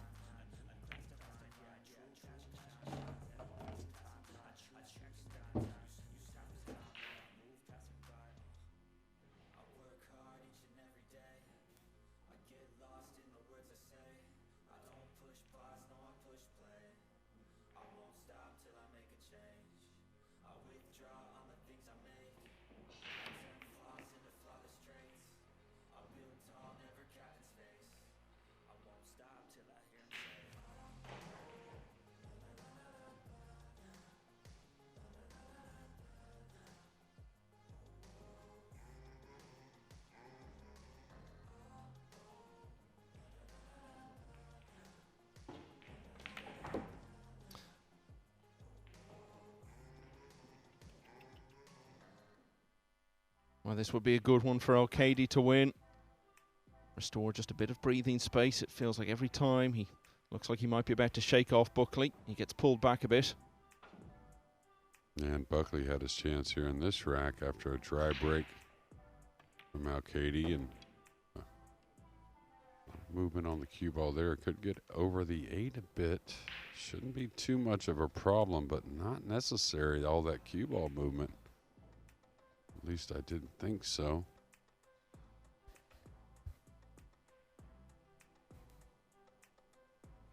Well, I think if Filler does win, we may hear something from him from all the way up here. Yeah, even if none of the crowd cheer, the volume will still be enormous. We see that from him particularly when he's, you know, been in a real battle, when he's had to come back and when he's had to shake off an opponent coming back at him. Yeah, it's almost a release of tension in a sense.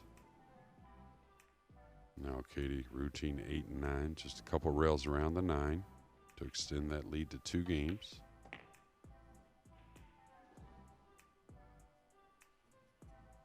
Been the story of a lot of matches over these first couple of days at the European Open, a player threatening an upset.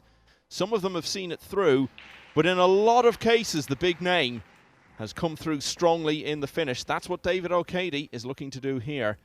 And he's now won 2 racks in a row for the first time for some time. 7-5.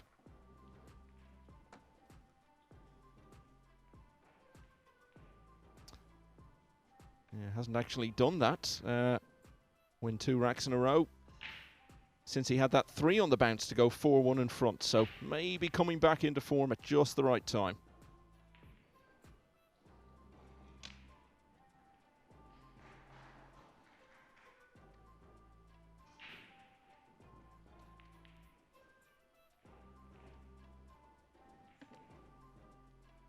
And just to provide a bit of context, that match between Tabor and Comino, the winner of that plays the winner of the Ralph Suke Veronika Ivanovskaya match, which will be coming up on this table very shortly. David Alcaide will hope they won't have to wait much longer because he's looking to make a surge for the line here. He leads 7-5.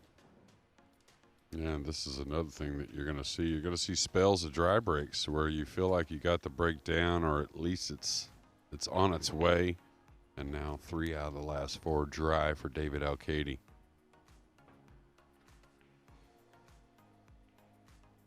I think Benji has enough of the 1 to pocket this ball.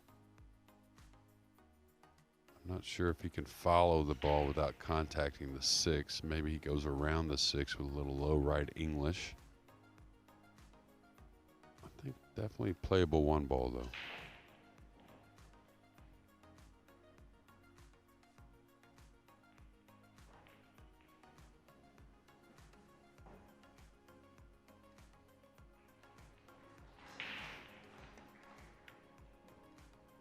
I didn't want to take a chance. I hadn't played the safety, and a nice one he played. Ooh, he's cut off a lot of kick shots here.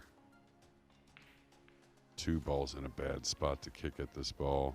Of course, by being behind the 8, the 3, the 4. Lots of things cutting off progress for David in this shot.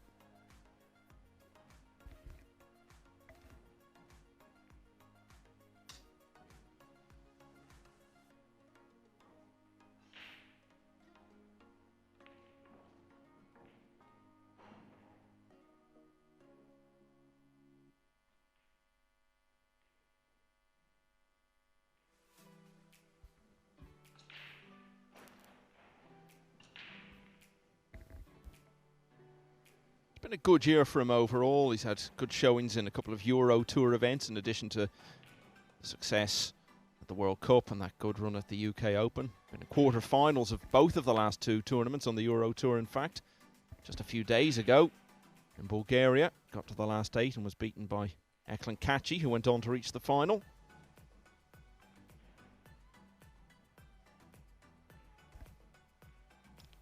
Yeah, it looks like he's going to try and tie a ball up. The 8 and the 2, maybe. That's how difficult a hit this is. And normally, even though it looks like he's hit it perfectly here. All right, that's a future kind of thing because the 1's not too playable, so.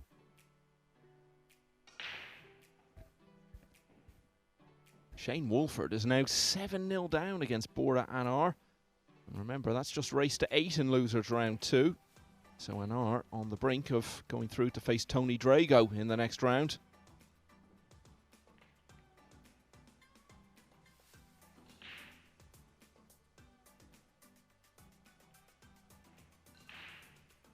Another nice little safety. Leaving nothing easy. Stuck to the pink. The 3's cutting off a lot of things naturally going at the 1.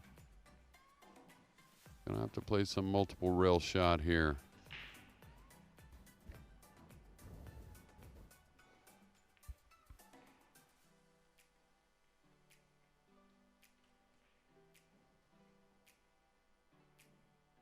All right, he's trying to bend the ball back with left English, 1 rail at the 1 ball. Pretty good effort now on 2 fouls.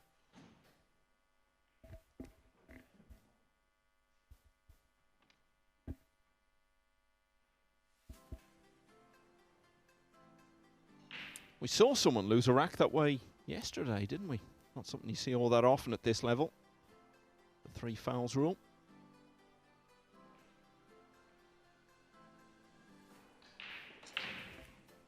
Kind of feel like that was today, Michael. Was it today? Yeah. You lose track of the days, Yeah, don't I think you? it was me and you in the booth.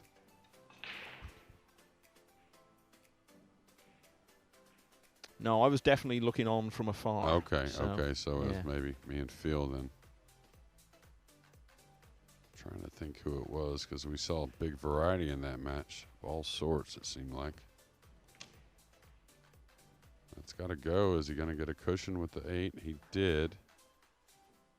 A super nice scenario here. Look how the 6 and the 3 are cutting off the easy kick. The 1's near the 2 and 8, so the 2's cutting off half the 1 ball to get at. So pretty nifty play here, and I'd like to know the last time David Alcaide got 3 fouled. Ref's going to have to be on top of this because if he's bending it, it's going to require a little speed.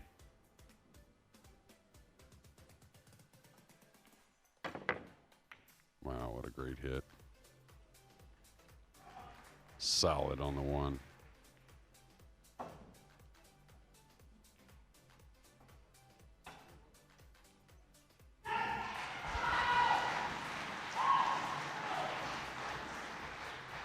Well, that sounded like Joshua Filler to me. Sounded very similar to the roar we heard when he won the US Open in Las Vegas in 2019. We will try to confirm in a few moments' time what the outcome has been there.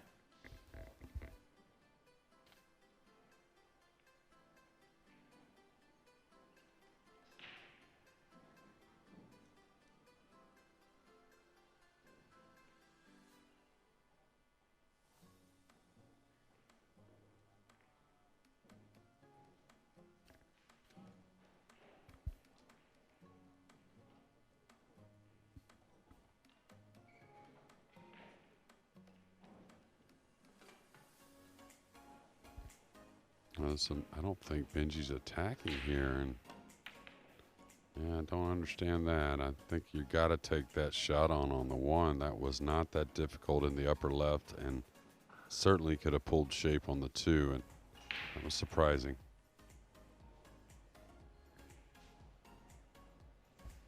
I think you have to stay offensive in that spot.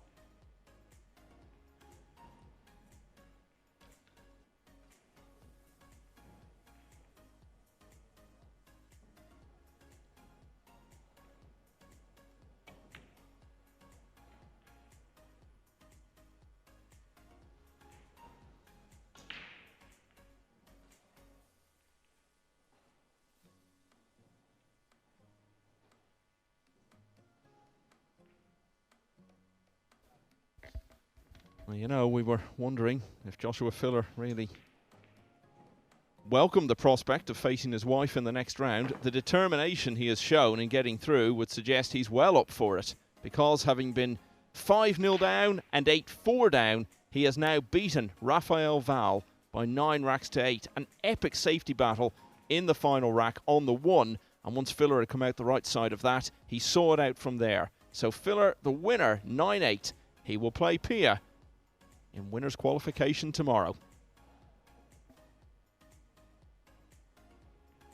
And the great thing about that, Jeremy, as we've been saying since the start, it's so hard to produce a comeback like that at any time, but particularly with the breaking rules we have in place here this week. Yeah, and that's why I think it's so good. I mean, you're going to remember those types of comebacks. It's not going to be, and I wouldn't say they're ever a dime a dozen, but yeah, you want, you know, somebody puts, just like running racks, somebody puts 5 or 6 racks together in this format, they've done something. That's something to remember and feel special about. And maybe that will be his Shane Van Boening moment, because, of course, we saw the wonderful turnaround he had from the brink of defeat against Mika Immonen. Now, that was different, because had he lost that, he was out of the championship altogether. But having come through from even further behind, you almost felt from there was a sense of destiny about him finally landing that world title. So Filler versus Filler tomorrow. I think that might just be on one of the main tables. All right, watch out for the scratch. Easy to scratch behind this one, swerving the ball. Well, he got in behind it nicely. The one's going to open up. David's going to have a tricky time getting position on this 2-ball unless he can carry enough inside English to glance off the pink 4. The 2 does go up long and slide over. Yeah, this doesn't look easy to me. The 1-ball's easy, but position, not easy at all. This is tricky. If you come straight up the table in between the 3 and the 4, you have to have pretty perfect speed control.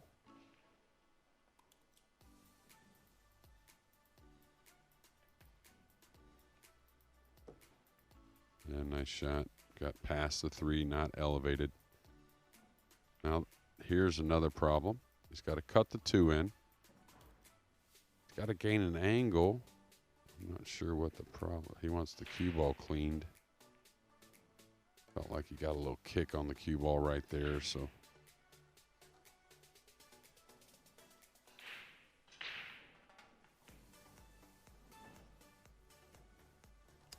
Shane Wolford's race at this European Open is run. He's been beaten 8-0 by Bora Anar of Switzerland, who will now play Tony Drago in the next round on the loser's side.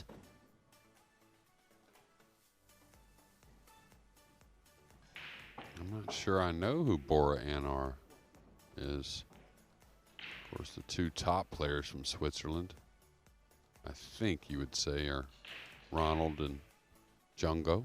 Dimitri Jungo, Yeah. yep. I mean, the Snyder brothers, they're solid players for sure. Okay, he's got to get a good angle on the 3 to get back up top for the 4 after cutting the 2 in. Yeah, this is going to, I think, fall a little bit off angle. May be able to draw back near the 8. Oh, he's got an angle to go that way with the cue ball. Wow.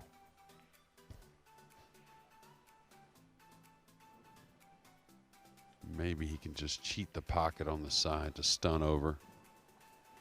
Otherwise, you'd see him drawn back underneath. Oh, he came 2 rails. I thought he had to go at the wrong angle there and need some travel on the cue ball. Awkward stretch here for David, and we're playing all ball foul, so he's got to watch the 6 and 7 as he leans over the table.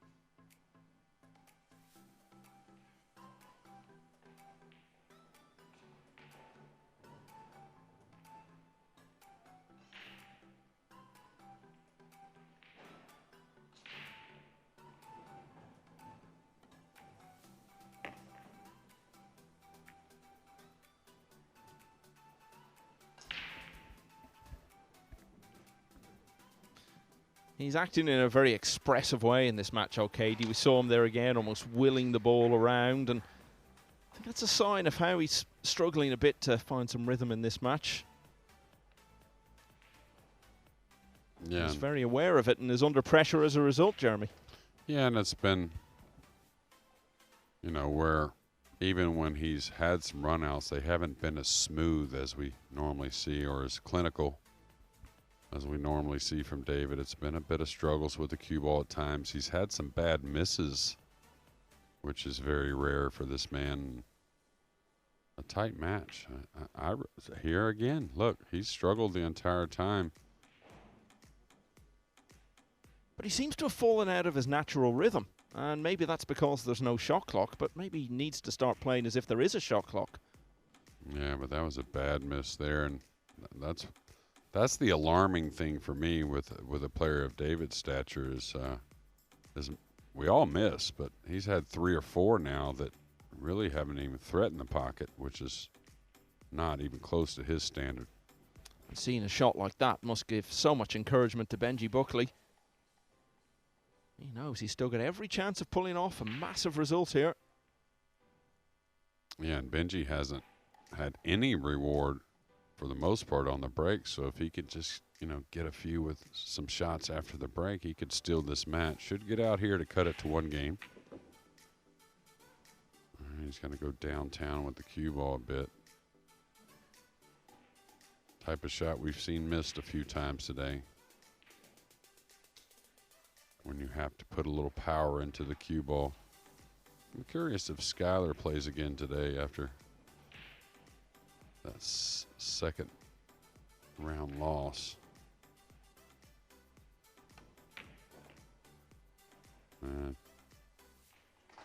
Well, now, as far as I know, Woodward won't actually be playing again until tomorrow morning. He'll be up against Harold Stolke of Germany on the loser's side.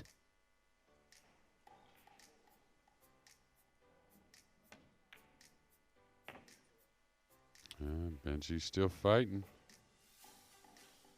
I've seen this in a few of the racks he's won. Just towards the finish, he's had a bit more work to do than he might have liked. But he's got it done again. So he's only 1 behind at 7-6. So this is now the last match remaining in this round. So only 1 more place left in winner's qualification. So the focus elsewhere for the rest of today is on the loser's side. So let's check in on some scores there. Over on table 2, Jonas Suto Camino was 2-0 up against Typhon Tabor, but the German has pulled 1 back. You can watch that on the Matchroom Pool YouTube channel. Table 1, of course, available on the Matchroom Pool Facebook page, and it's all on Matchroom.Live.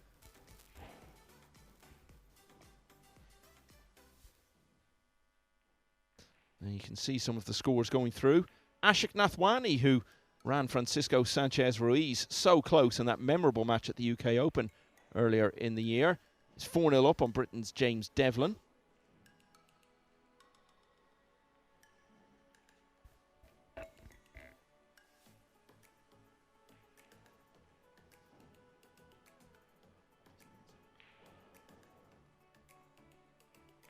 Richard Halliday, the South African, leading US player Michael Jednak by 3 racks to 1. And Nicolas de Leon of the US, 4-0 down against Hussein Al-Sayafi of Kuwait.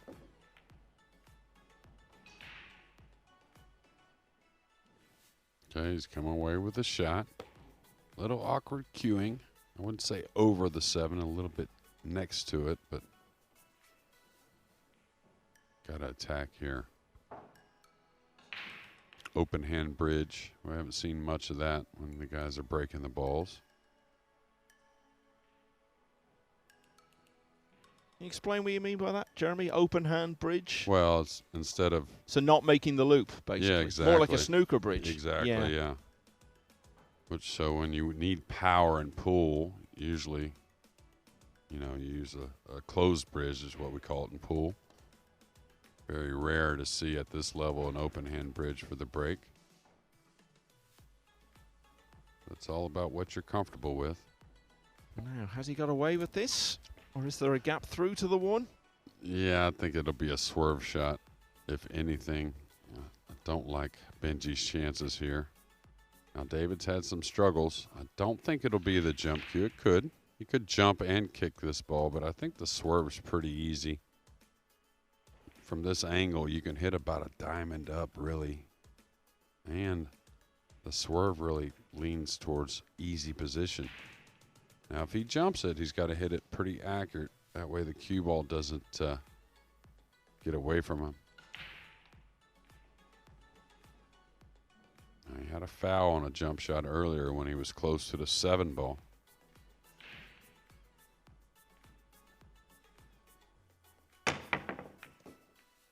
That's what I was talking about. He caught it thin, and now it's going to have to come with a pretty nice shot up in the upper left-hand corner. Looks like position is pretty natural with the angle.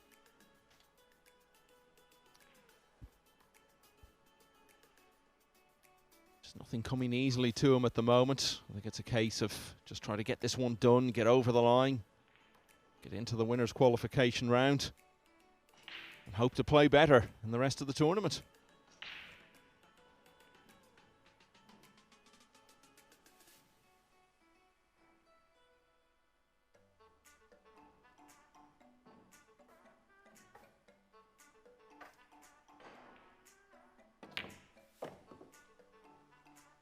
Nice shot there. Now, he did check the 6 ball to see if it passed the 7 earlier in the rack, and kind of feel like looking at it myself, it doesn't pass, but David will certainly let us know with the position he plays on the 6. Now he looks pretty confident about things, so there may be a pocket there for that green 6.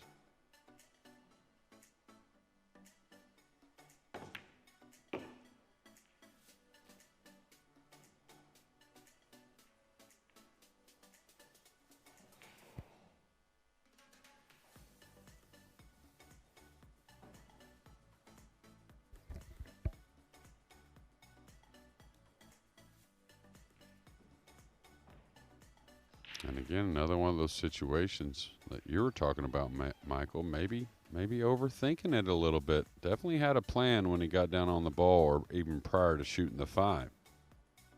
And now maybe trying to alter his plan just because the cue ball's a little out of position, and that's what he's doing. He's going for the safety behind the 7. He's normally so good, you can see his mind working in the sense that he sees the shot, he gets down, and he plays it. He seems to play with a great degree of certainty about what the right shot is to play. And all of that's just gone out the window. And I wonder what happened in his first match today, if that had anything to do with, if he had some struggles in that match as well. Yeah, he came through 9-6 against Fabian Breuer and did have some struggles along the way. As I recall, it was pretty close early on. Looks like he's playing another safety on the other side. Okay, so he's going to leave the top of the 6, so he's going to take the worst of it here. Benji should get the snooker.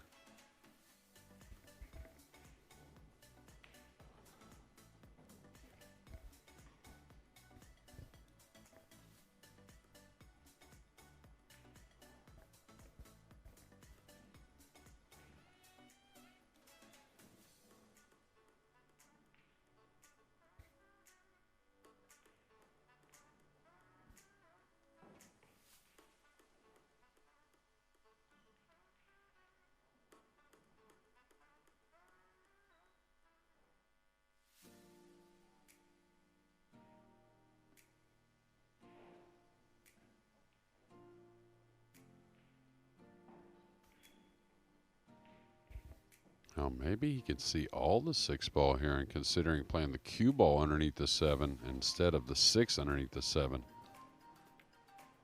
This has gotten away from a big mistake, Benji.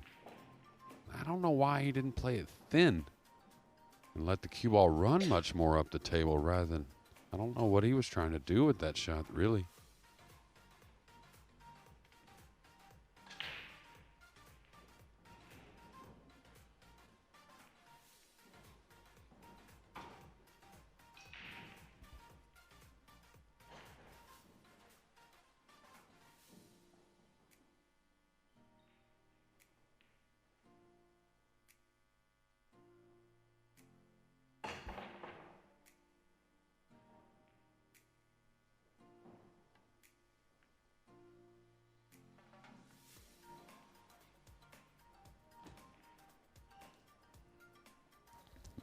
Pretty nice effort there by David. May have left a sliver of the 6, but nothing too comfortable for Benji.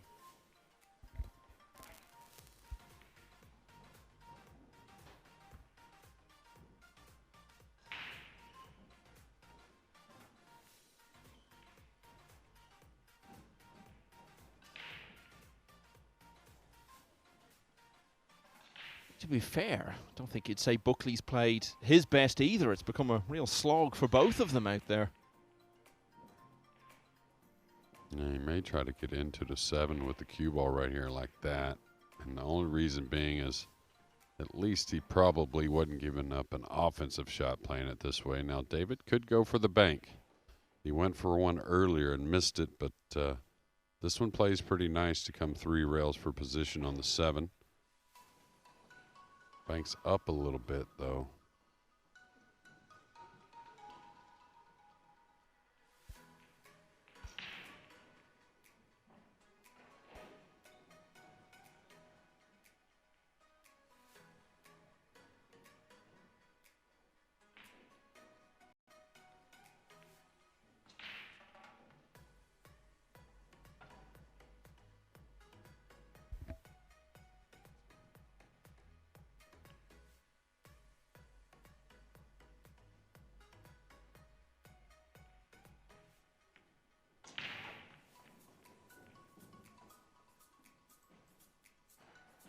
Do you think on another day he just would have got down and gone for that bank?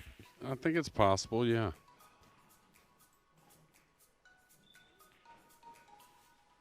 I mean, David always feels strong about it, you know, playing tactically with any player, really. And the scoreline 7-6, maybe he doesn't want to give up something too easy. He wants Benji to earn it. Touchy shot here, trying to hit it light, not run the cue ball too far. Can't afford too much of a bump on the 9, and that's exactly what happened. I think he's given up a cupcake shot here on the 6 and the side.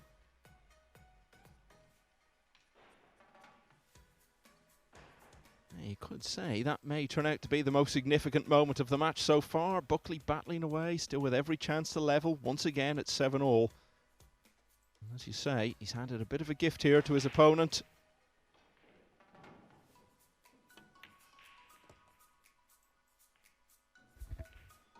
Yeah, David, I think, pointing at the cue ball like it kicked a little on him. I didn't really see that. Looked like to me it took the line it was supposed to.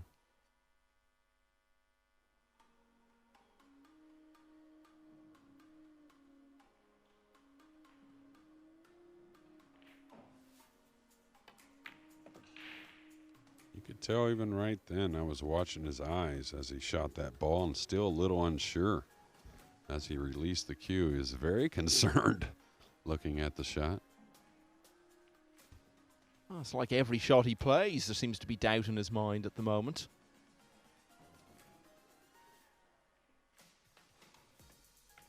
You know, and not only the scoreline from his previous match, just kind of watching this one, I kind of feel like he had some of the same struggles creeping in that first round match.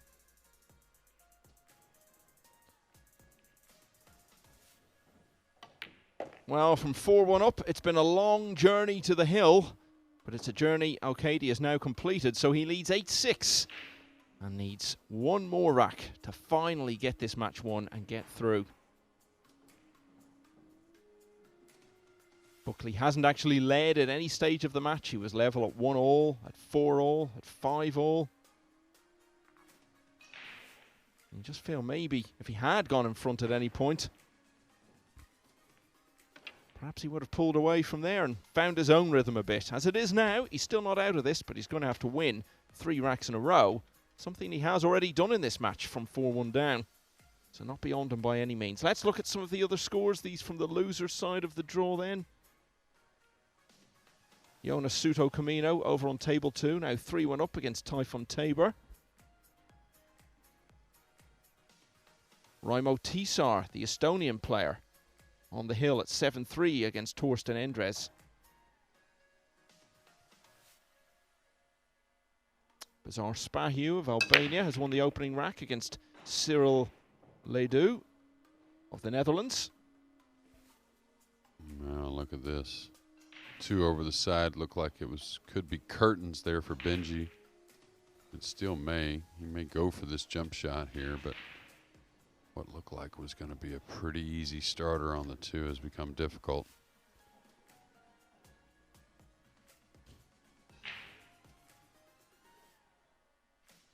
It'd be hard to believe he doesn't take a chance at trying to win the set right here with the jump shot.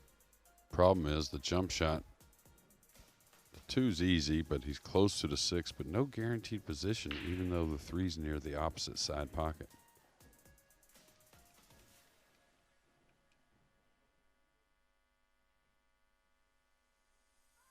Thing is, when you have to go over the ball quickly, that's when you can't get a lot of forward power on the cue ball because you're going upward a little bit more rather than outward with the jump. So if he has to cut the 2 on the side and expect to get to the bottom rail with the cue ball and back up for position on the 3, that could be very, very demanding. I think that's what he's recognizing now. I think when he first got down, he recognized, hey, this is not that bad of a jump. But position, that's the real ticket here. Wouldn't be surprised if he ends up over behind the 7 or near the 7 with the cue ball. Oh, he got a lot out of it. Nice shot, David.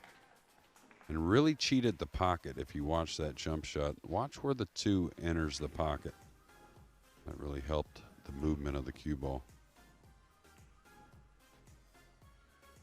It's such a part of the game, though, isn't it? People talk about the big pockets, but that's kind of missing the point, isn't it? Because being able to cheat the pocket and use the angles to your advantage and exploit them is actually a great skill and a huge part of Nineball. Yeah, and some players never really think about cheating the pocket until it's totally necessary, where there's other players that do it all the time. Dennis Okulo, he's the one I've watched the most cheat the pocket throughout the racks just to help his cue ball bit. Just to say, we're using the words cheat and cheating, but there's absolutely nothing against it in terms of rules or sportsmanship. It's just the terminology that's used. So finally, a chance for David Alcaide to get over the line here. Ordinarily, you'd back him in a situation like this all day long because, as we said at the start of the match, he very rarely makes unexpected mistakes. Generally pots pretty much everything that you anticipate he's going to. But it hasn't proved to be the story today. Now he just needs to summon up one last effort. And he'll be through to face Davy Piergiovanni in the next round. Yeah, and talk about it in every sport. Another sign of a true champion. When you don't have, your entire package, the entire game going, easy to get, mentally frustrated with it and maybe even slip away and lose more games behind it. But he's grinding this win out, and he'll appreciate these victories here today. Yeah, and of course that next match will be tomorrow, so he'll have the chance to go away, rest and relax tonight, maybe do a bit of practice, and you wouldn't be at all surprised to see him come out a completely different player tomorrow. You still got to get this one done, though. These last few balls need to be taken care of. Yeah, no reason to put it inside. Should just come one rail left of the 9. Just float maybe 10 inches, 12 inches past the 9, something like that.